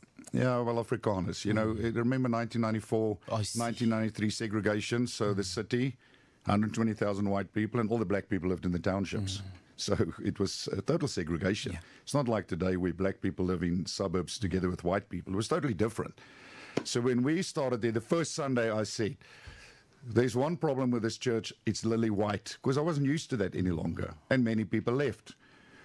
And I brought that Pastor Edward Kwena from Lady Brand, and we started reaching out to the poor people in the east of Bloemfontein, and started bringing them in, feeding programs. We have a lot of feeding programs, we do a lot of things, and started bringing people in on buses, and the church grew. White people came, black people came, and the black people who came were poor people. Children came on buses, black people came on buses, But what I saw was God's hand at work, that if people are exposed to the truth, I always say the church is the middle ground, where people should come from all walks of life, literate, illiterate, black, white, rich, poor. Everybody should come together, because that's where we meet one another. So the church is like the melting pot. And that's something God spoke to me about, which we were never, ever willing to compromise on, to open the doors and to allow everybody to come. And again, a lot of white people left because poor black people came. Remember, our black people then didn't have jobs, they didn't have education. Few people were educated in some universities in South Africa, but for the rest, our people were denied and depraved. But the miracle is of CRC, I want to say this, is after 30 years, many of those kids, thousands of them, that climbed on buses, that came poor, and I was always criticized as the white pastor busing in black people. But I knew I had to do that because they were disadvantaged. So I knew God loved them, bring them into an environment where they can encounter God's love, where they can dream, where they can see a better life.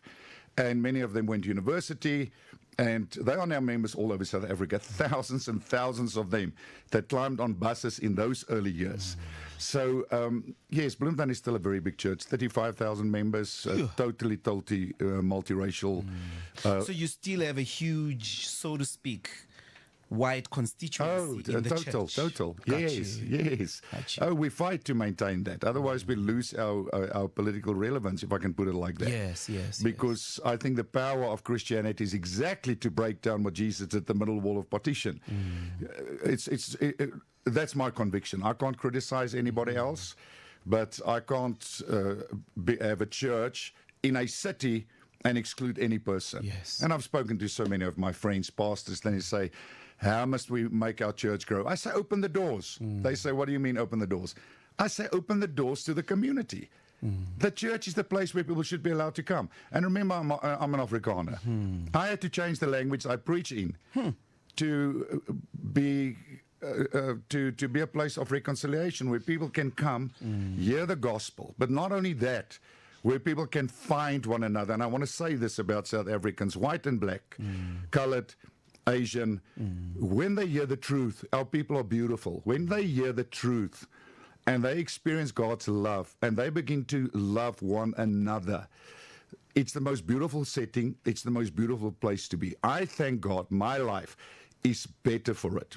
Every week standing up and seeing the Rainbow Nation together, from the most conservative people, wherever they come from.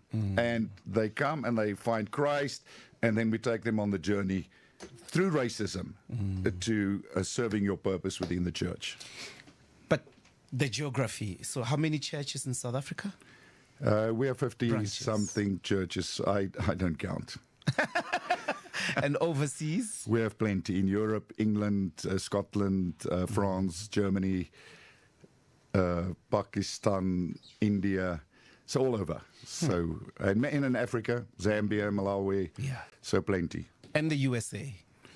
One in the USA. I know where this is going.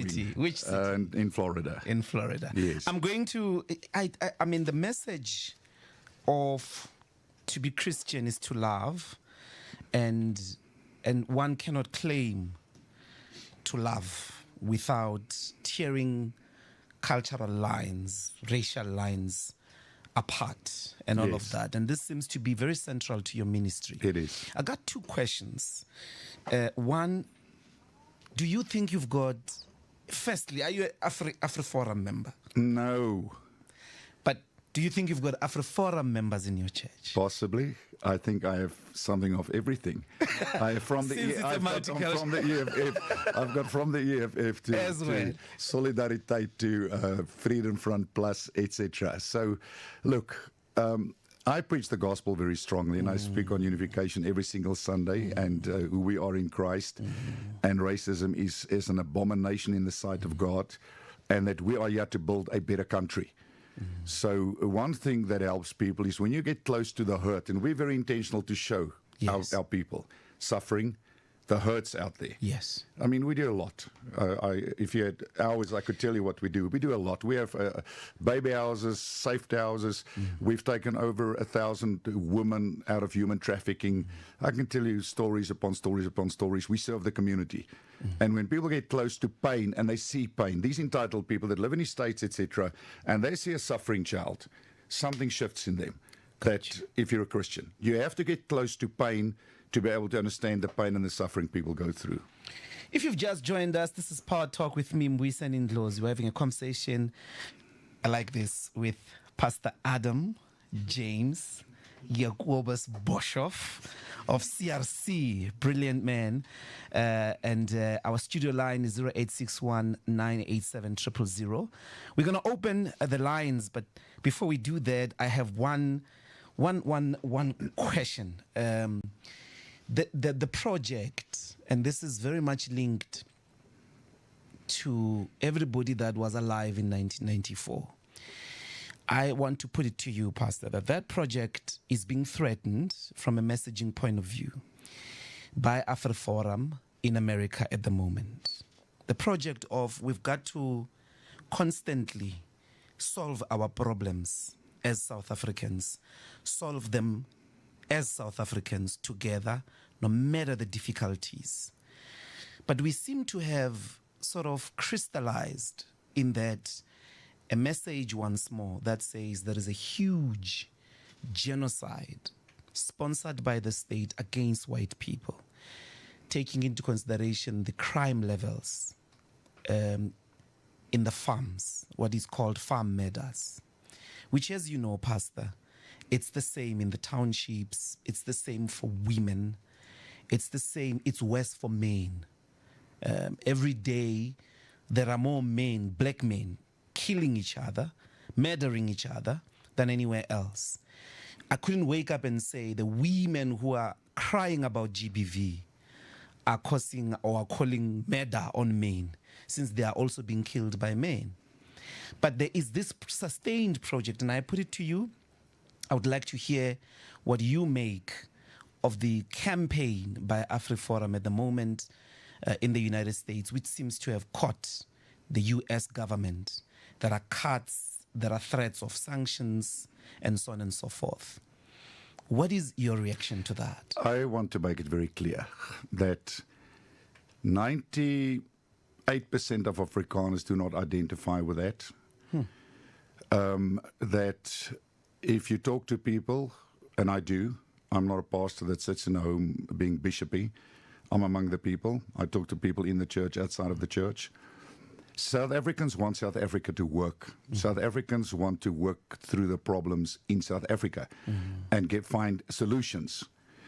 I said to the leader of one of the organizations, I said, you cannot have a civil justice society that only fights for a certain culture. Fight all injustice and tell the truth. And if a farm worker is murdered, it should get the same publicity as the farm owner. And factually, crime is a problem in South Africa, but it's not a farm murder problem. So yes, there might be some hate murders that happens in the township, that happens on a farm, etc. There might be. Those are isolated. But when we look at the statistics that the Minister of Police just released recently, and that AfriForum said they will come and debate and deliberate, etc. That's going to be an interesting conversation. But to say there's a white genocide is ludicrous. It's absurd. And listen, when I talk like this, those extreme Afrikaans people hate me for speaking the truth. I'm not anti-Afrikaans. I'm an Afrikaner by birth. I identify as an Afrikaner. But above that, I identify as a South African. Above that, I identify as a Christian. Man of God. And I said this years ago, man, to these agricultural organizations. They were all together. And I was asked to open in prayer, and they all were there. And CEOs of banks were there, etc. And I said to them, why don't you do what has to happen? Empower the people, as the Freedom Charter says. Come with positive, constructive plans that in our constitution, it says, and the Freedom Charter, those who work the land should own the land. And I would like to see that in mining as well. Don't get me on these topics. Where people can actually have ownership, where people can farm with dignity and be empowered. There's enough for everybody. There's enough land for everybody. So, and I say this from my platform, and I get criticized from that. There are trying to divide powers from outside South Africa, powers from within South Africa, trying to divide. Why? Because while you cause chaos and division, you keep a country unstable, and you stop it from moving forward. So America's interference is sad. The fact that they've stopped US aid is a travesty, especially with our HIV people. And I have to say this, we've engaged with pastors who are directly in contact with President Donald Trump and pleaded with them to speak to the President of America to reconsider aid to South Africa, because our people should not be punished. And then also, and I've spoken to some of our local politicians, very high in government, and I don't want to throw their names on a public platform. Last Sunday I sat with one, and she's a very, very influential person. And I said, why can't we send a delegation to America and tell the truth? Don't have different people going. Now, I understand people go and lobby. So Solidariteit went and lobbied their case. Business people lobby, everybody lobbies, etc., etc. That's not the way we are going to change South Africa. It breeds animosity, and what it does, it makes people believe Afrikaners do not want to be part of this country. It's a lie. Those who left the country have left already. Those who are here want to be included in South Africa. They want to see a future for them and for other people, as do our black people. I do not meet black people that hate Afrikaners. I have to tell you, Dr. Ndlozi, I go to gym every single day. I talk to people, I don't want to say normal people, but normal people that are not Christian people, church people, and I'll ask them, what do you think? What's your view? I talk to the car god. I talk to people all over to find out what is the sentiment. All people want is a safe, prosperous South Africa where our young people can have jobs, where every young person, I mean, for our young people between the age of 18 and 30, 70% unemployment. It's a travesty. It is a failure of so many systems, and we can all play the blame game this way, this way, this way. But we need to create jobs for our young people. We need to stop talking and come with proactive plans and implement them so that we can improve the livelihood of all the people in South Africa. So I am passionate about these things. I really am. Because I actually don't think it's difficult to fix our problems. I don't. Bring manufacturing back to South Africa. Keep the raw materials in South Africa and make the steel. Cut the diamonds. Bring certain things back to South Africa. Give the people in South Africa the opportunities because it belongs to the people of South Africa. Yes, if you've just joined us, that's the voice of Pastor Boshoff of CRC. And this is Power Talk with me, Mbuyiseni Ndlozi. We're going to take two callers to speak to the pastor and contribute to the conversation. I've got Zweli from Tshwane. Welcome to Power Talk, Buti. Thank you. Thank you, Dr. Ndlozi. I want to acknowledge the emotional journey that Pastor has walked, and no doubt about that. And the one thing that I like about him is saying, truth shall set us free. He quoted the Bible. Yes. And that is very much important. I'm reminded of the salvation of Saul when he was walking from Damascus, when he was changed to be Paul. He was a persecutor of Christians. Yes. He participated in stoning of Stephen. I think he understands, Pastor Boshoff understands the racism at its core. And he does not only preach it from the Bible, but he knows it from the ground. And he received Jesus Christ after seeing the persecution of black people. But one other thing, and I think Pastor Boshoff will agree with me, including yourself, Dr. Mbuyiseni Ndlozi, that we are talking to the victims and the converted. He's a converted. Some black people, actually in majority, are the victims of racism. I so wish one day that we can see the perpetrators marching against the racism. The Afrikaners themselves, like Pastor Boshoff, what he's saying today, what he needs to tell that to his own, not his own people per se, because he's colorblind as we speak. Christianity will make you not to see color, but to see people who are suffering. Yeah. When Jesus Christ came for those people who are suffering, the people who are poor, he said, I was made poor so that you can be rich. I want to see one day Afrikaners marching against the racism that is happening in South Africa. We march as South Africans. Thank you. Because it's now, racism it has now become demonic, and it's now becoming a cancer to South Africa. Ngiyabonga Zweli, thank you very much. Racism is demonic. Stephen from Pretoria West, welcome to Power Talk. Hi, good morning, Doctor. Good morning. Good morning, good morning. Pastor. Yes, I just actually, it's the first time that I talk to you, but I'm a Power FM family member. I wanted actually to ask the pastor that do I need to be completely altruism in order for me to can actually realize who is my neighbor? Because sometimes when we talk about the neighbor, we think of people that are actually just staying next to you. But the true sense of my understanding of your neighbor is somebody that needs help, that you can actually help alongside the road, or any other way of how you feel that this person actually needs something from, there is a need. And then that, my understanding is that that's what neighborhood is. And then again, I want to ask you that when do I realize that I am at the stage of dangerous altruism and extreme altruism? How do I actually identify or know that problem? My altruism now, has gone now to the extreme, where you are now taking further steps. You help a person that is alongside the road that needs help, and then you even take that person and go and accommodate him in your house for the night. Let me just give you an example. And that I have actually learned when I was actually going through the Samaritan that actually helped us.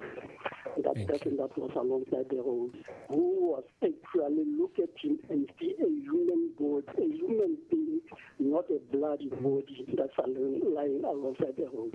And thank you. Thank you, Stephen from Pretoria West. I'm going to go to Martha in Bryanston. Welcome to Power Talk. And Pastor Boshoff is listening, is here too. You are welcome. Thank you so much, Dr. Ndlozi. Thank you, Pastor Boshoff, thank you very much for the work that you are doing as a church. I'm a member. And every Sunday, there are these children from one of the informal settlements in Joburg at the church. I don't know where they transport them from, but they come as they are. You can see poverty in those kids from the clothes that some will be wearing in the morning. Some have not taken a shower, but they come to church to receive the word. When they leave the kids' church, you can see hope in their eyes because they are fed in the church. They found a place where we can all agree that South Africa, we can make it a better place for all of us. Thank you so much, because for those children, you are changing their lives. And I just want to thank you and the church, and especially the kids ministry, what they are doing. Thank you very much. Thank you so much, Martha. This is Power Talk with me, Mbuyiseni Ndlozi. Our studio line 0861987000. WhatsApp line 0833037093. You can join the conversation with our hashtag Power Talk on all social media platforms, and we are also live on our YouTube page. We're going to go to the news, Pastor, but we got 2 minutes, and I know that you'll be able to use it effectively to speak to some of these callers, some of the concerns, and I know I'm stretching you beyond the hour that we had. I hope you agree. This is a really constructive and reviving conversation. Yes. Your response to the callers. I think the important one is, who is your neighbor? And as the caller correctly said, it's the person that crosses your path in need. At the same time, Jesus, in that story, it's not a parable, it's a story, uses a Jew that falls among thieves, and a Levite walks past and does nothing, a priest walks past and does nothing, religious people, religious system, that really doesn't care about helping people. And here comes a Samaritan. And Samaritan goes and binds up his wounds and takes care of him. So as Christians, we need to help the people that are suffering. And we are there to lift people up and to heal the brokenness in the people. So a good Samaritan cannot be a Christian that looks the other way. I always say to people, we need to be good South Africans, good Samaritans. You can't look the other way. If you're an owner of a company, pay fair wages. If you own a farm, look after your farm workers and pay fair wages and empower them. That's Christianity. To not help people. Remember when Jesus comes to Zacchaeus, Zacchaeus says, everything I've taken from people unrighteously, I restore fourfold. I give back. So we as Christians should be there to lift other people all the time. Yes. Out of poverty, out of illiteracy, out of every challenge they may face. Thank you very much. This is Power Talk with me, Mbuyiseni Ndlozi. We are still with Pastor Boshoff. To the next hour, we are going to take the news on top of 11 o'clock with Nyakalo Tefu. Stay online and stay tuned. Power News. Thanks, Mbuyiseni. The top stories at this hour. Gauteng Premier says his administration has highlighted 13 key priorities that need urgent intervention from national government, and NUMSA members are currently marching in the Pretoria CBD.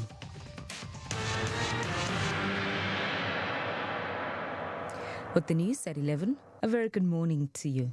I'm Nyakalo Tefu. Gauteng Premier Panyaza Lesufi says his administration has highlighted 13 key priorities that need urgent intervention from national government. President Ramaphosa and his cabinet of ministers are at the Johannesburg Council chambers, where they are conducting an oversight visit with the Gauteng Provincial Exco. And Premier Lesufi, who delivered the opening address, says cabinet must provide provincial government with the required resources to deal with the G13 problems of the province. President Ramaphosa, who delivered the keynote address, says national government needs to enhance its collaboration with provincial government and says the success of South Africa depends on that. Pani's reporter Nkosnati Shazi joins us live on the line from the Johannesburg Council chambers. Nkosnati, what are some of the challenges highlighted by the Gauteng province and what was the response from the president? Yes, Nyakala. Well, Gauteng Premier Panyaza Lesufi has identified 13 challenges within the province that need urgent intervention from the government of national unity. Now, of course, with Gauteng set to be the host province for the G20 summit, the Premier has labeled these 13 problems as the G13 problems of Gauteng, and they, of course, include water, cable theft, traffic lights, potholes, crime and lawlessness, the mushrooming of informal settlements, electricity, GPV, drug abuse, hospitals, lack of schools, failing infrastructure, and unemployment. So speaking at the opening of the oversight visit by the President and his cabinet of ministers, the Premier Panyaza Lesufi says collaboration will be key if the province of Gauteng is to prosper. If we have to work extraordinarily hard to ensure that these G13 problems of Gauteng are resolved, we need each other. We need to work together. We need to plan together. We need to execute these missions together. So, President, we are here to seek your counsel. We are here to seek your guidance. But most importantly, we are here to form a formidable partnership with you. There are areas that we think, if we agree at this level, it will unlock the potential of our province. Now, on the other hand, President Cyril Ramaphosa, who delivered the keynote address here at the oversight visit of the Gauteng Provincial Exco, says that the Gauteng province cannot afford to fail. Of course, despite Gauteng being the smallest province by land, it is number one, the most populous province with more than 15 million people and contributes most throughout all the 9 provinces to the national GDP. So the president saying that if Gauteng fails, then South Africa will not prosper. house, but he also made some scathing remarks to the province of Gauteng, saying that in one of the G20 related meetings that was held in the province, he was not happy with the state of organization, with the state of cleanliness, and the state of how things were when Gauteng hosted the foreign ministers meeting, of course, earlier in February. But speaking at the opening address, here's what the president had to say about, number one, the Gauteng province getting its house in order and cleaning up ahead of the G20 summit. I should say, because sometimes it's good to be direct and to tell it as it is, I should say that one or two meetings of the G20 that I attended here was not very pleasing. The environment that one observed was not a pleasing environment. I say this so that we can improve immensely. As South Africans, we are proud people, and let us get that pride that we have, self-pride, lift us up so that we do present a G20 that will wow people. Now, with today being day one of the oversight visit, President Cyril Ramaphosa will officially close the two-day oversight visit tomorrow at about 1 p.m. here at the Johannesburg Metro Chambers Council. Nkosinathi Shazi, Power News, reporting live from Johannesburg. In other news, NUMSA members are currently marching in the Pretoria CBD. The march to Tshwane House is to hand over a memorandum of demands to Tshwane Executive Mayor Dr Nasiphi Moya. This over the city's failure to uphold a promise to pay the retrenchment packages for workers at bus operator Tshwane Affected Operations Investment. They are also aggravated about the city's failure to uphold a promise to absorb some of the 261 workers whose employment contracts were terminated since the city is no longer using the services of Taoi, one of the companies which was contracted to Tshwane Rapid Transport Service known as Arieng. Speaking to Power News, NUMSA's national coordinator in the security sector, Frederick Mabasa, had this to say. The meetings that we had previously, we were not meeting with the mayor. We were meeting with the head of department within the city of Tshwane, the head of department of the road transport within the city of Tshwane. He keep on promising that he will pay. We escalated this matter to the city manager. The city manager then referred us back to the same man who refused to make a payment. And we decided to escalate this matter to the office of mayor. The mayor did not confirm a meeting. He directed the same people who was refusing to make a payment to talk to them. So we've realized that enough is enough. And the trial into the disappearance of 7-year-old Jocelyn Smith resumes this morning at the Western Cape High Court. So far, the court has heard testimony from 2 police officers who were the first to respond the night the grade 1 pupil went missing.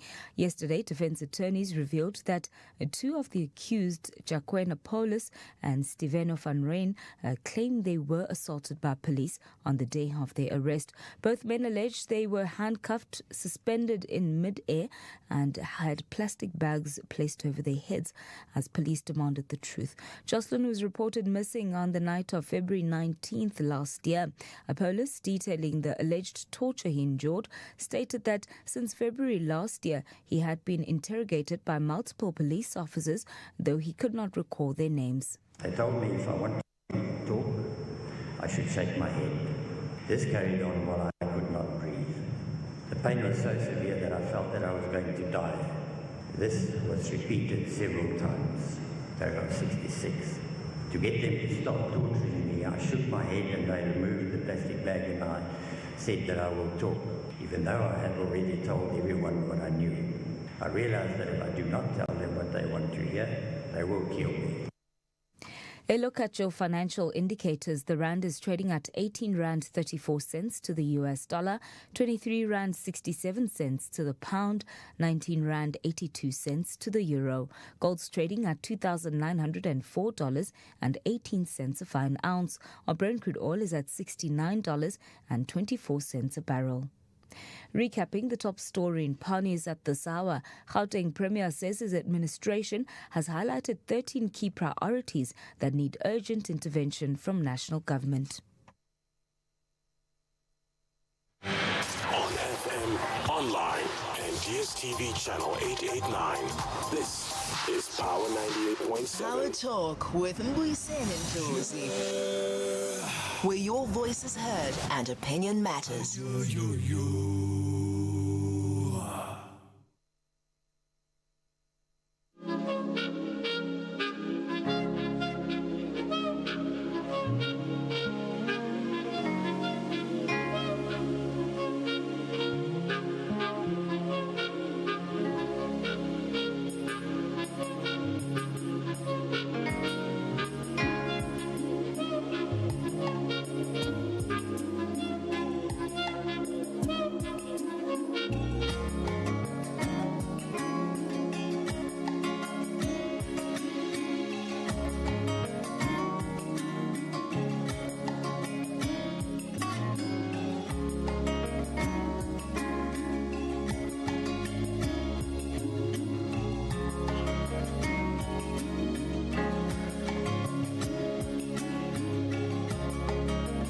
Welcome back to Power Talk with me, Mbuyiseni Ndlozi. We're having a conversation with Pastor Boshoff of CRC.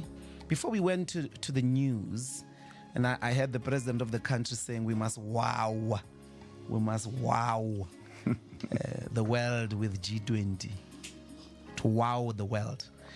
The question, Pastor, about delegation. And you were having a conversation with a politician. The history of the church from Bess Nodia to the 80s with Desmond Tutu and all of them often didn't need political guidance, political legitimacy to go and explain to the world when lies are being told. All right. And somebody was saying here, we want to see, I mean, it's linked to the idea of we need more voices of men like you that are saying, no, there's a different reality in this country, represented not by the usual voices, the politicians, because there is a sense with which they are painted in a particular way. Why is there no self-initiated delegation of pastors? You all have pastors in the USA. Many of your pastor friends. Pastor Ray's God representation, Mays, soul rest in peace. A lot of bishops that you interact with. Here is a reality and there are consequences to the American work, to the US campaign by AfriForum, by Solidarity, which affects your congregants, which affects your project to make this country work. Why don't you have your own delegation and go to the US and say, not just to the government, you have, it seems to me, much more bigger audiences, audiences with the pastors that side, with other social actors, to state the truth, the different story, not by politicians, you as the church. Well, as I said, Dr. Ndlozi, I immediately got on the phone and phoned two pastors that are part of President Donald Trump's advisors on this whole issue of the letter he sent against South Africa, especially with US aid and other grievances that he had. Mm-hmm. And proposed that we can, from IFCC, with a few other pastors, send a delegation. At the same time, we don't want to go rogue. So I spoke. I'm very tempted to say the person's name because she's very powerful in Parliament. Okay. Because she told me, she was in church 2 weeks ago, and she said they are putting a delegation together. And I said to her, we don't want to be like the Solidariteit that go by ourselves. We want the government to acknowledge that we can be part of the solution.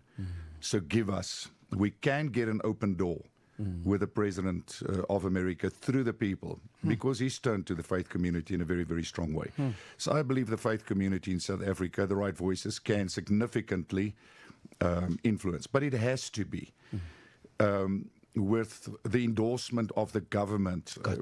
Otherwise, it's and I watch the interviews, etc., where people come and then they challenge. But this is a political solution. The future, everything is in the hands of AGOA. The politicians should negotiate these kind of things, etc.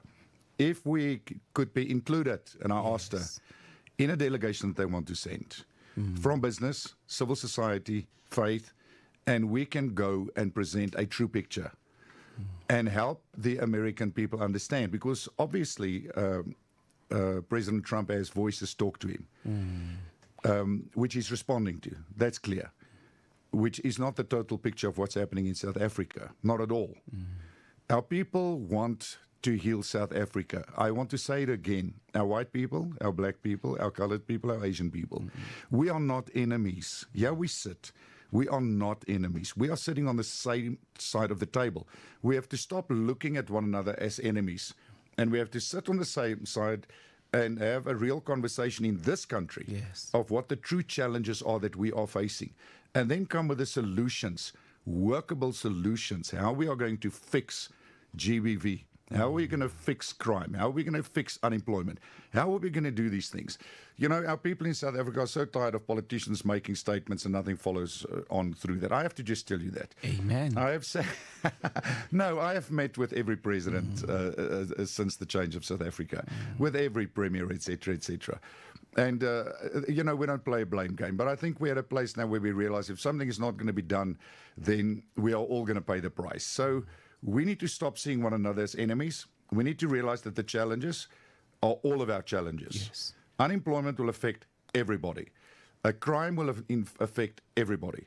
Uneducation, people not educated will affect everybody. Everything affects everybody. So we can't act like those people are over there and we're over there. Yes, you always have the extremists in politics that will shout over there. Then you have people over here shout over there. But they are the minority. The majority of South Africans are good people. 95% of South Africans want this country to work and need leadership. They need leadership, vision. Give this country vision. Our people are not illiterate anymore. Our people are well informed. Our people watch the news, social media.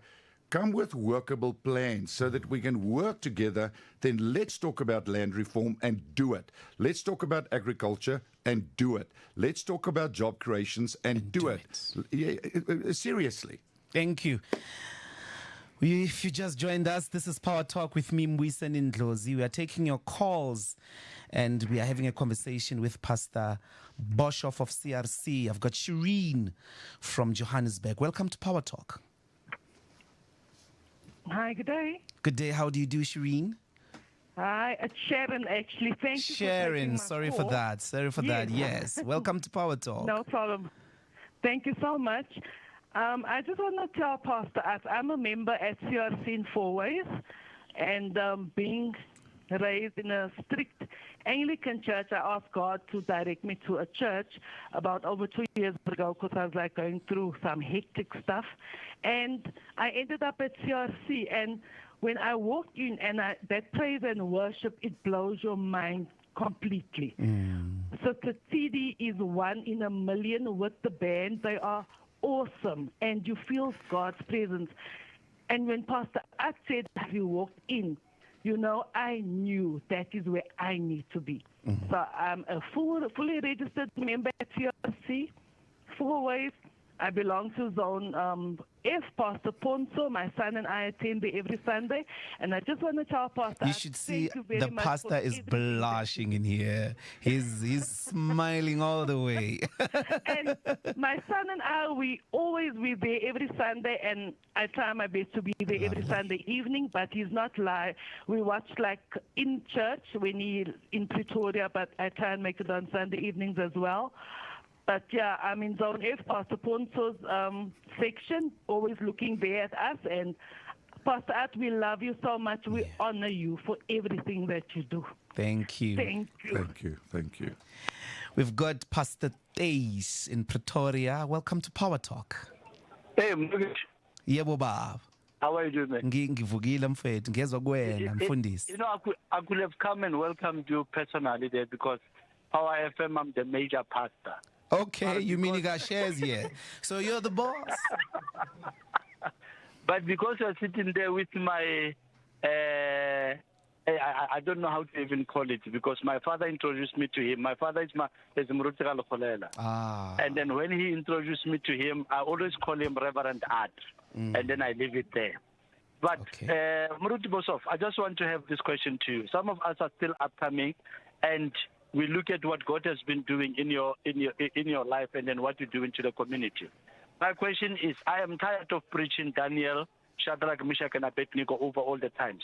I want to come to a point where I start preaching, this is what God has done through art. This is what God has done through Ralokholela. This is what God has done. How does one get to receive the baton from you guys and extend it to the community to impact one life and then to impact one life and to change the community? What can be what that you can give it to us and says this is what you should run with, so that we can be able to extend this that you guys are already doing and what God is doing through your lives. I wonder if you understand me, but I will listen on the radio.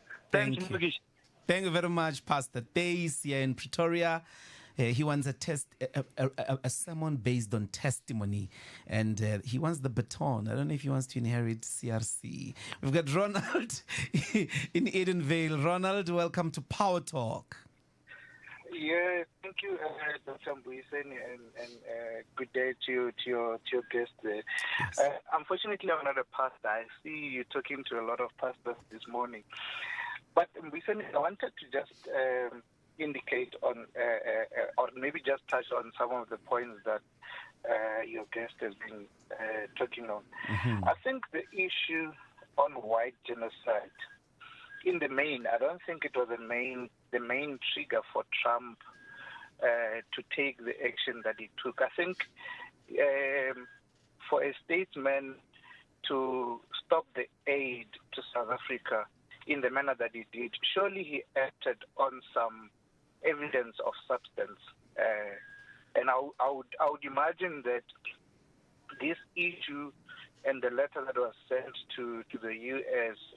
Was just one of the triggers that were waiting. I think South Africa in the main was always going to be a target, purely on the association of being a BRICS member, and perhaps we need to delve and dig deep and figure out what actually triggered Trump to take that action. Because I don't think, if you really come to think of it, there's no evidence of white genocide in South Africa, and surely the president wouldn't have acted without substance. And my parting shot is that, Dr. Ndlozi, yes. I think we all agree in the country that there's enough land for everyone. Mm-hmm. There's no reason why the 74% of the land should be in one group and the other group not having the land. I think there must be a methodology in which we come to agree and say, once as a citizen of South Africa, as long as you're born in the country, as soon as you get to a certain age, maybe age of maybe say 18, 21, whatever age, then we should allocate you land. And if you want to build, we should give you terms to say, now that you are a bearer of this land, you need to build on it within the next 2 years and make the economy functional such that you have the means to actually start construction and living on the land. Thank you, Ronnie. So I think those are the 2 points that I needed to appreciate it very, very much. Thank you very much. Pastor? First to Pastor Thys, I want to say thank you for calling in, and Pastor Ralokholela is one of my heroes, I have to say. One of the greatest men that this country has ever produced. An incredible man of God, an incredible evangelist that has led so many, many people to the Lord Jesus Christ. And I just honor him, a great man. Yeah.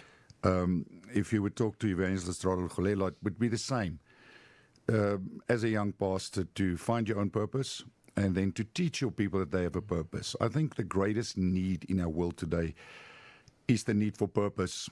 Our business people, and we deal with a lot of business people, here in Johannesburg especially. You know, people go crazy. They make money and then they lose it. I'm told the church, the tavern, those guys that were in trouble with the club.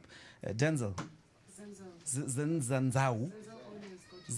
Yeah, I'm told they are also businessmen that attend CRC. Did you know that? Listen, I don't know. You probably didn't know. Hey. Well, you probably good. didn't know. Good. Anybody's welcome. Yeah. Jesus was a friend of the sinners. Okay. I know. So, and the church is a hospital. Okay, they are hospital. So sorry to disrupt. No, your you can. You're not disrupting my thought. The fact is that people they need Christ, and they come there messed up. And as they hear the word of God, they change, etc. But what I want to say is maybe the most important thing we did to build our church, there was no sudden explosion, was to teach people that they have a purpose. And the purpose is the same of Jesus Christ, as that of Jesus Christ. Number one, to bring Jesus to your world, not religion, to introduce your world to Jesus. And secondly, the purpose of Jesus, which is to alleviate pain and suffering in our world, to heal broken hearts, set captives free, feed the poor, care for the orphans and the widows, etc., etc. Love has to be real. It can't just be this loving my brother, etc. Yes. So I want to encourage him in that. You know, we change the world one life at a time. So as a young pastor, that's all I did. I actually never thought I was going to have a big church. All I did was reach out to one, then one became 2, 3, teach them what Jesus did for you. Now go share it with somebody else. If God healed you, go pray for other people. If God helped you, go help other people, etc. The second thing I think is very, very important, the question about why President Donald Trump made this decision. Yes. And we all know it's about the expropriation without compensation, which is a debate in itself, which has been part of our Constitution since the beginning. As a matter of fact, every country has expropriation without compensation under certain circumstances. So what I have asked certain of our politicians to do is to clarify it, because even that bill doesn't clarify, and it leaves room for unknowns and uncertainties, because we do need investment in our country, etc. So yes, it's always going to be part of, because it was negotiated at Kadesa. But there is so much misinformation out there, unfortunately, through the media, through the haters, through the people who want to see the country fail, that use fear to make people insecure, and then people start withdrawing into their little worlds, their little shells, and they start fighting one another. As the caller said correctly, there's enough land for everybody. As a matter of fact, a land audit was done recently, and the 75% land that is owned agriculturally by white people constitutes 30% of the total surface of the land. So the land audit has to be complete. And what I would like to see is, because, urbanization is taking place, people are moving for jobs, etc., etc. There are many things we should have resurrected. We should have resurrected agricultural schools, many, many things, manufacturing, colleges, to empower people, to give people skills, etc., etc., so that people can find meaningful employment. So I would like to see, as we bring people closer to urban areas, etc., that people do get land, that people do get title deeds, that dignity is placed upon our people. But for that to happen, there has to be a sustainable economy. And for that to happen, there has to be ongoing trade agreements with countries, and there has to be investment. So, yes, as pastors, we can't spiritualize everything. We have to understand that we're part of a bigger world, and that what is happening all over the world is affecting South Africa. We can't operate in isolation. Maybe America will learn that themselves. They can't operate in isolation. So we don't want to make enemies of the rest of the world, yet we don't want to compromise to address and redress the injustices of the past. That's something that should have been happening. And we're way beyond schedule with that. Like, let's just be honest.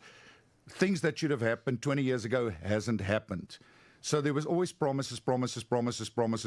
And we've had a conversation with so many people to say, reform things. I mean, if you're a farmer generationally, and you've had people working on your farm generationally, why can you not empower those people? Why can you not give them a portion of your land, empower them, share the crop, share the land, and bless the people? Why not? So as a Christian, that should happen. So I can't see calling yourself a Christian and you just exclude people that have worked, labored, and helped you become successful where you are. Very powerful. If you just joined us, we are on Power Talk with Pastor Boshoff, Pastor At. Most people say Pastor At. Adam, actually. So it's A-D, not A-T. No, A-D-A-M, Adam. Pastor Ad. There was the first Adam, the last Adam, and then I came. Jesus is the last Adam, the second Adam.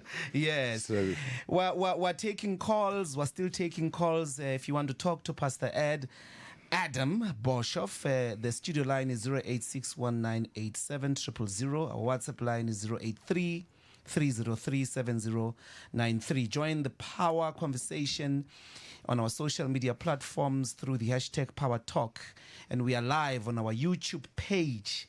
I'm very excited. The pastor is extremely radical. I'm even thinking maybe we should have had him in Parliament. I don't know. Let's take the headlines with Nyaka Lote Fu.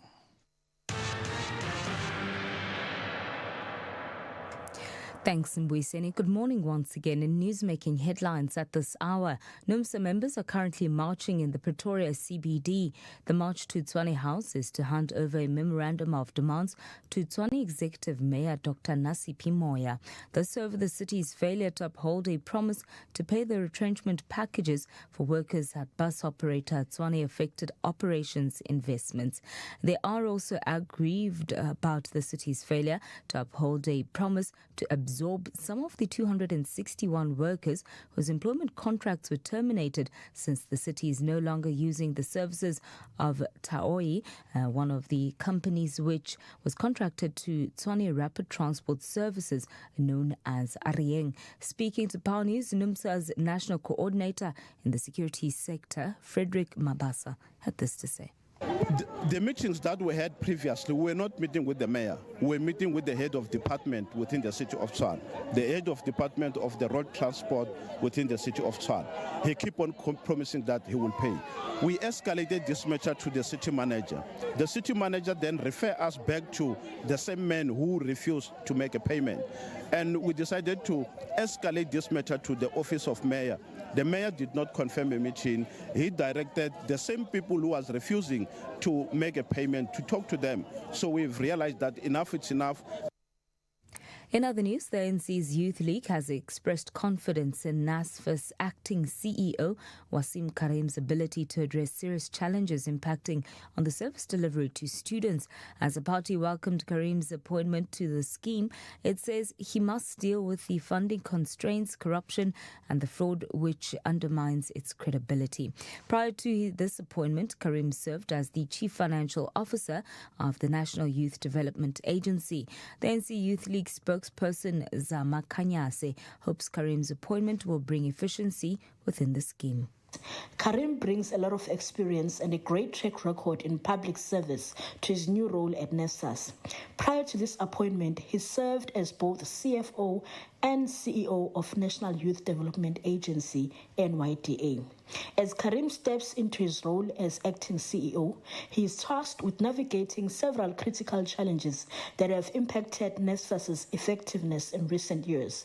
The ANC Youth League extends its full support to Karim and is optimistic that his leadership will usher in a new era of transparency, efficiency, and accountability within NESAS.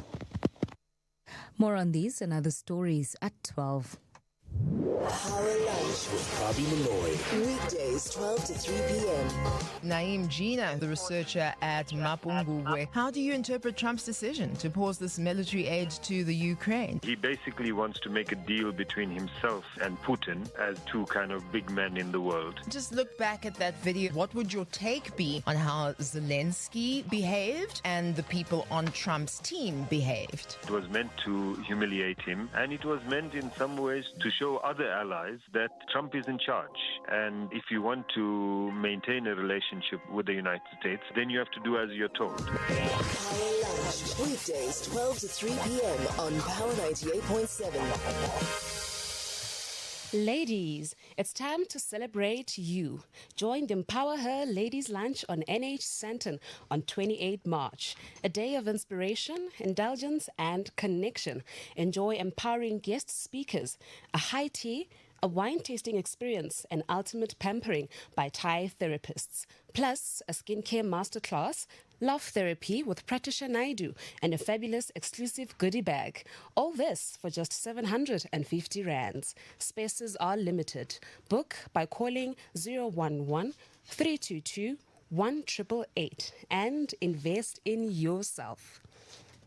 A world of more awaits at Vodacom World. Get the new Huawei Nova 13i for only 329 Rand per month over 36 months on a 1.3 gig red core plan. But wait, there's more. Get the deal and stand a chance to win one of 20 PlayStation 5s valued at 13,699 Rand. Exclusively at Vodacom World Midrand. Now that's more than you usually get. T's and C's apply. Further together, Vodacom. Hi everyone, I'm Dean McPherson, the Minister of Public Works and Infrastructure. In the State of the Nation reply, I announced that we're releasing 31 state-owned properties for redevelopment that will generate 10 billion rand in investment and create 165,000 new jobs.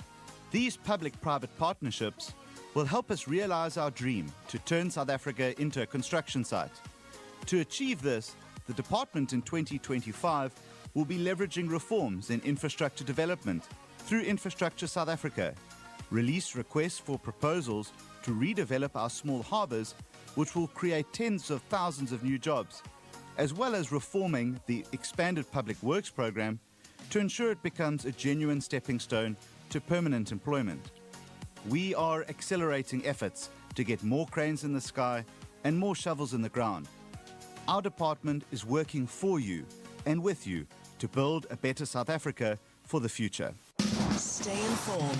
Power Talk with Mbuyiseni Ndlozi, 9 a.m. to midday on Power 98.7. Welcome back to Power Talk with me, Mbuyiseni Ndlozi. We're having a conversation with Pastor at Boshoff. And we're taking calls on 0861987000, studio line, WhatsApp on 0833037093. I'm going to take more calls, Pastor. Please. And we'll get back to you. There's Khomozo. Aus Khomozo, welcome to Power Talk. Thank you. I know you guys well. I'm not going to greet you. What a perfect start to the Lenten period. I was sad yesterday I couldn't go to an Ash Wednesday service. But this is beautiful and open, and I appreciate how Pastor Ndlozi started with his own personal perspective, but also the fact that the gospel or what is in Scripture is not some long-haired people in gladiator sandals. If you cannot translate it to everyday life and what we are seeing, what is the purpose? So I appreciate that. I go to Anglican Church, but I happily visit CRC, and I love the message of inclusivity. And I almost say it's like not a religion. It's almost like it's spiritual more than it is religious. And I just want to say thank you. I don't even want you to say anything back. I'm just so grateful. This has been so fulfilling. Thank you, Khomozo. Thank you so much. Thank you.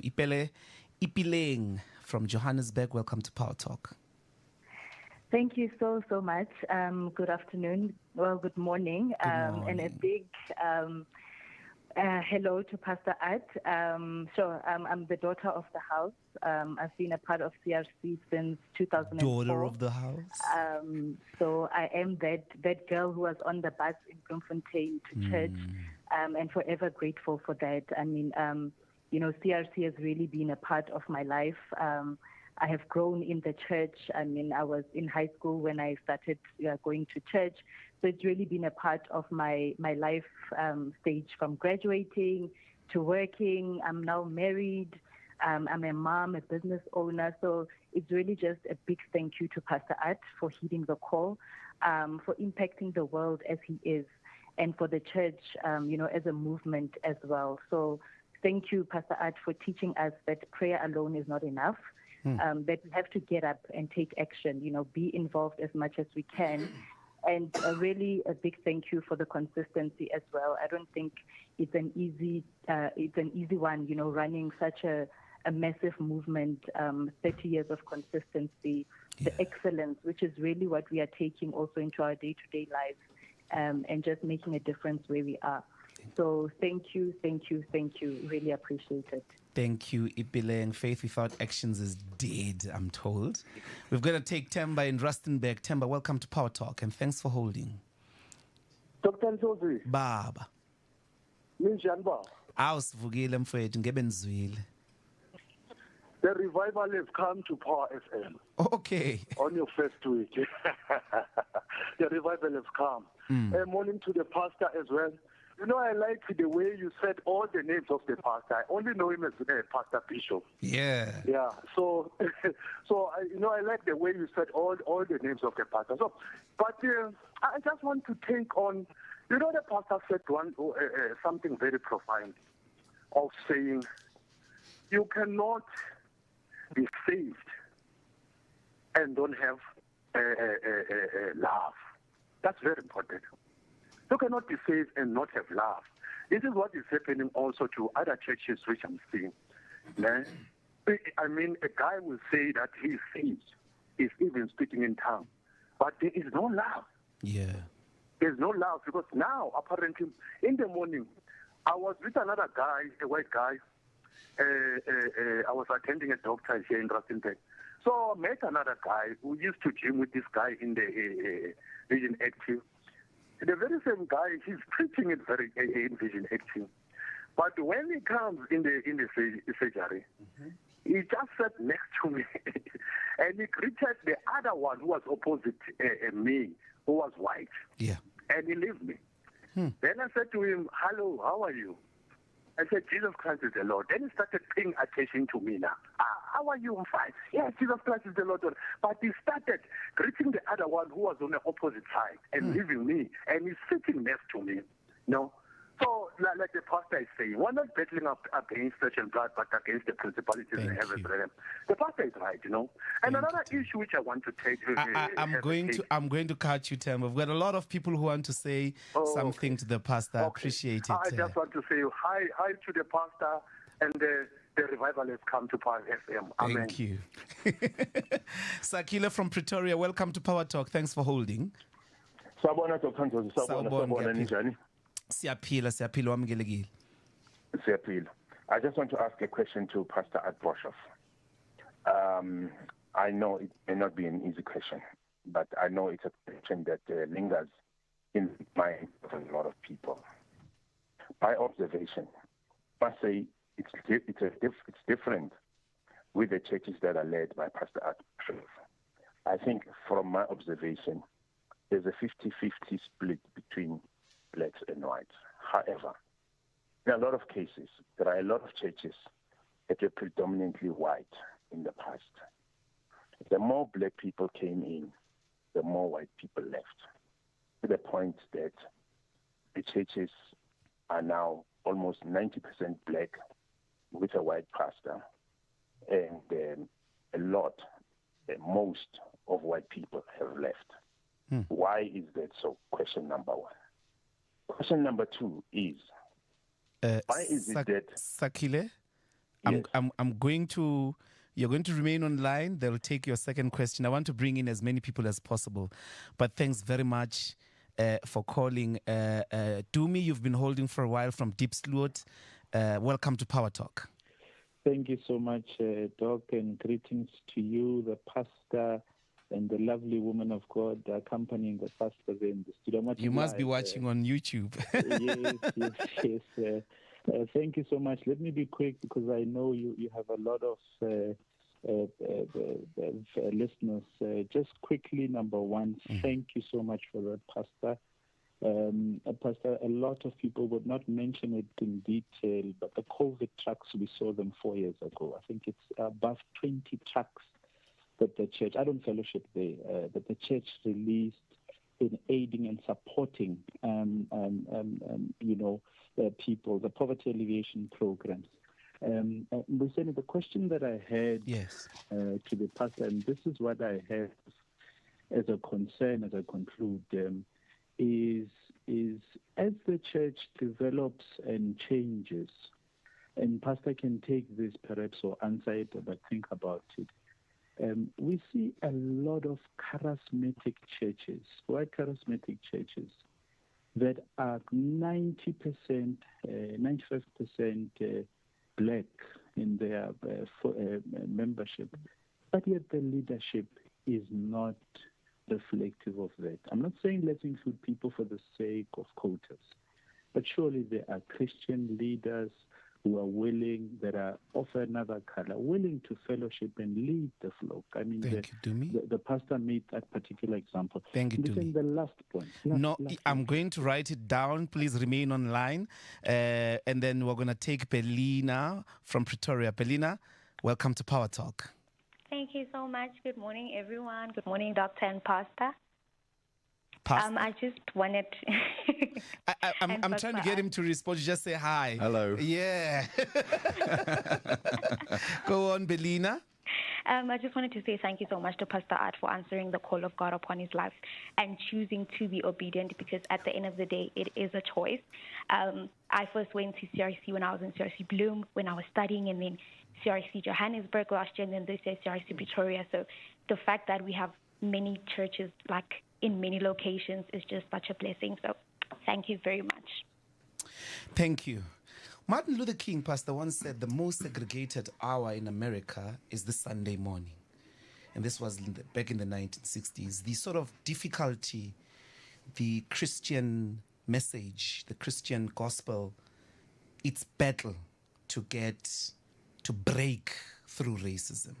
Sometimes it's because the very message was abused, like with the NG Kerk, which actually accepted and acknowledged and even said it repenteth for having abused Christianity for racial supremacy.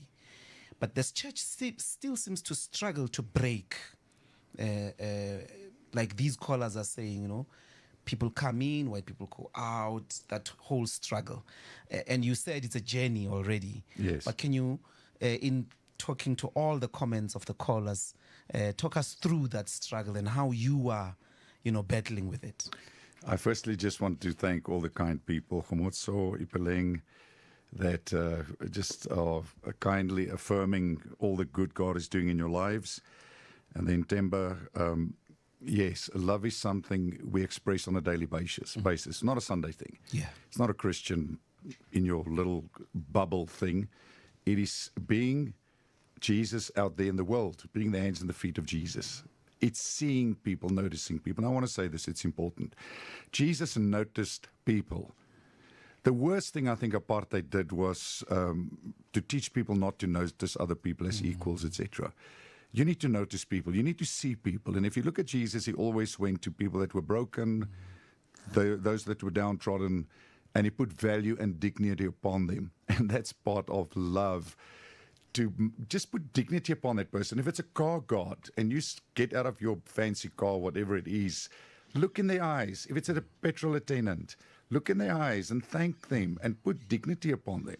That's what love is. Love is not loving my brother and then I stab you with a dagger in the back. I mean, like people do in politics and church circles, etc. Love is real. And Paul says, let love be a real thing. So the third thing I want to say to Sekile, thank you for your comments.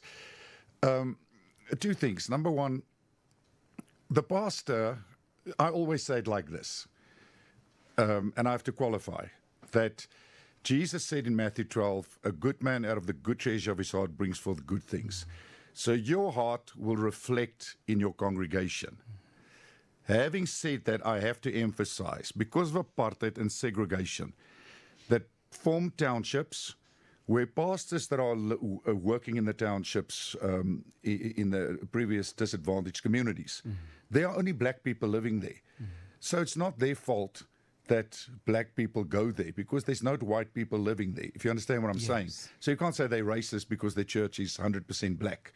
That was a part of a system, and those pastors are so needed to give hope to the people, the poor, to lift them up, to feed the people, to educate and to bring literacy to the people and empower and job skills, etc. And many of my friends are exactly in that place. it's having then friends of other cultures as a pastor and not become isolated in a white world or a black world. The pastors that pastor within the city limits as we know it, where it's multiracial.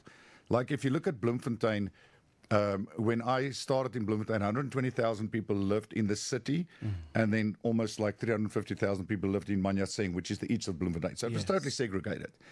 Now the city has evolved. The university has 25,000 black students. The suburbs have, Bloemfontein have increased, so 50% of the people live in the suburbs.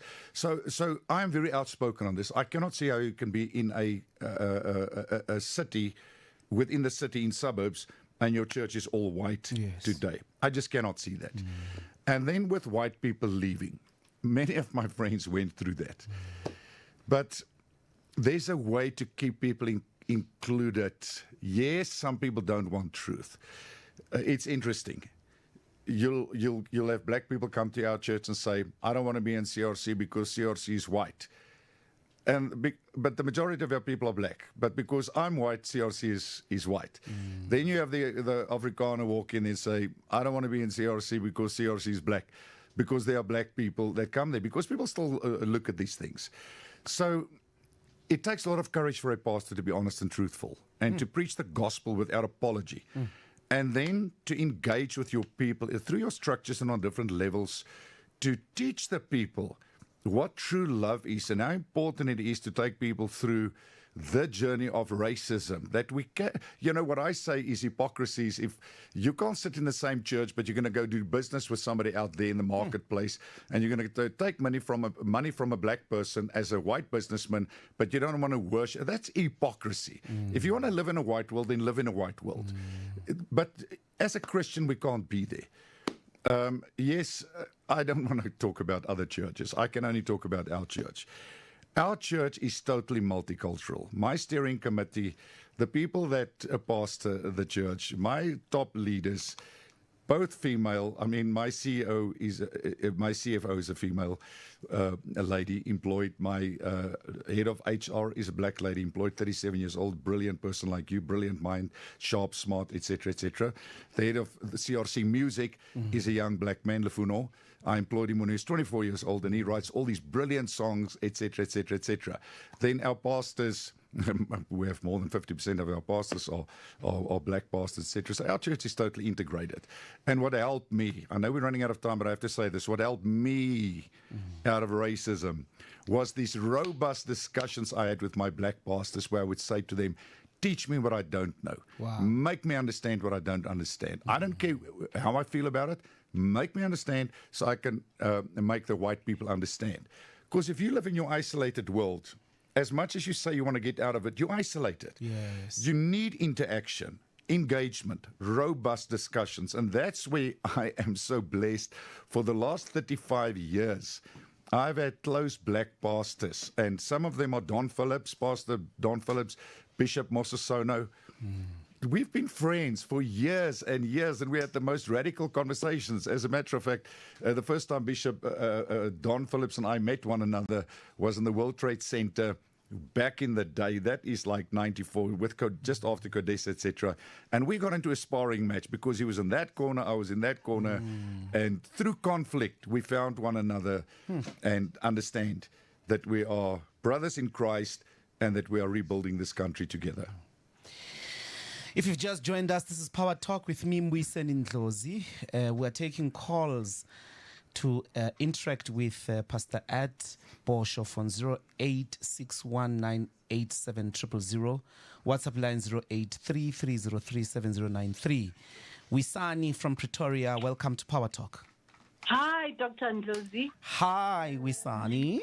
Oh, first time caller, and I'm excited. Welcome.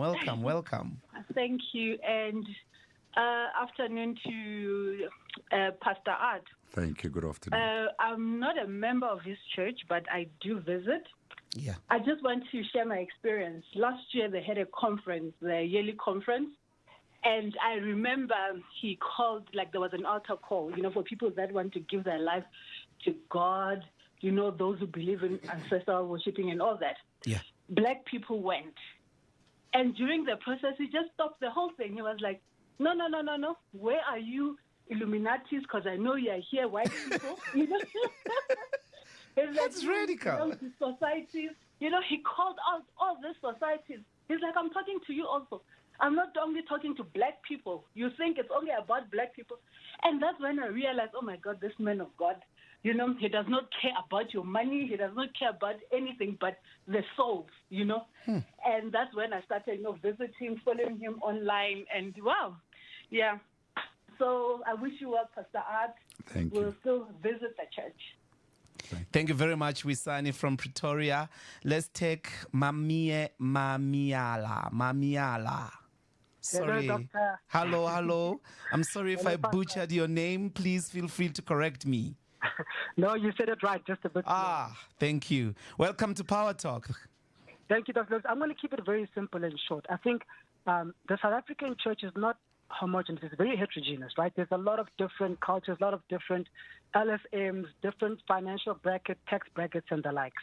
And when we speak about things like land, when we speak about sticky things that have to do with church and state, it can get very tricky. So my question is, how does Pastor Art speak to such a varied audience to unite the church instead of divide?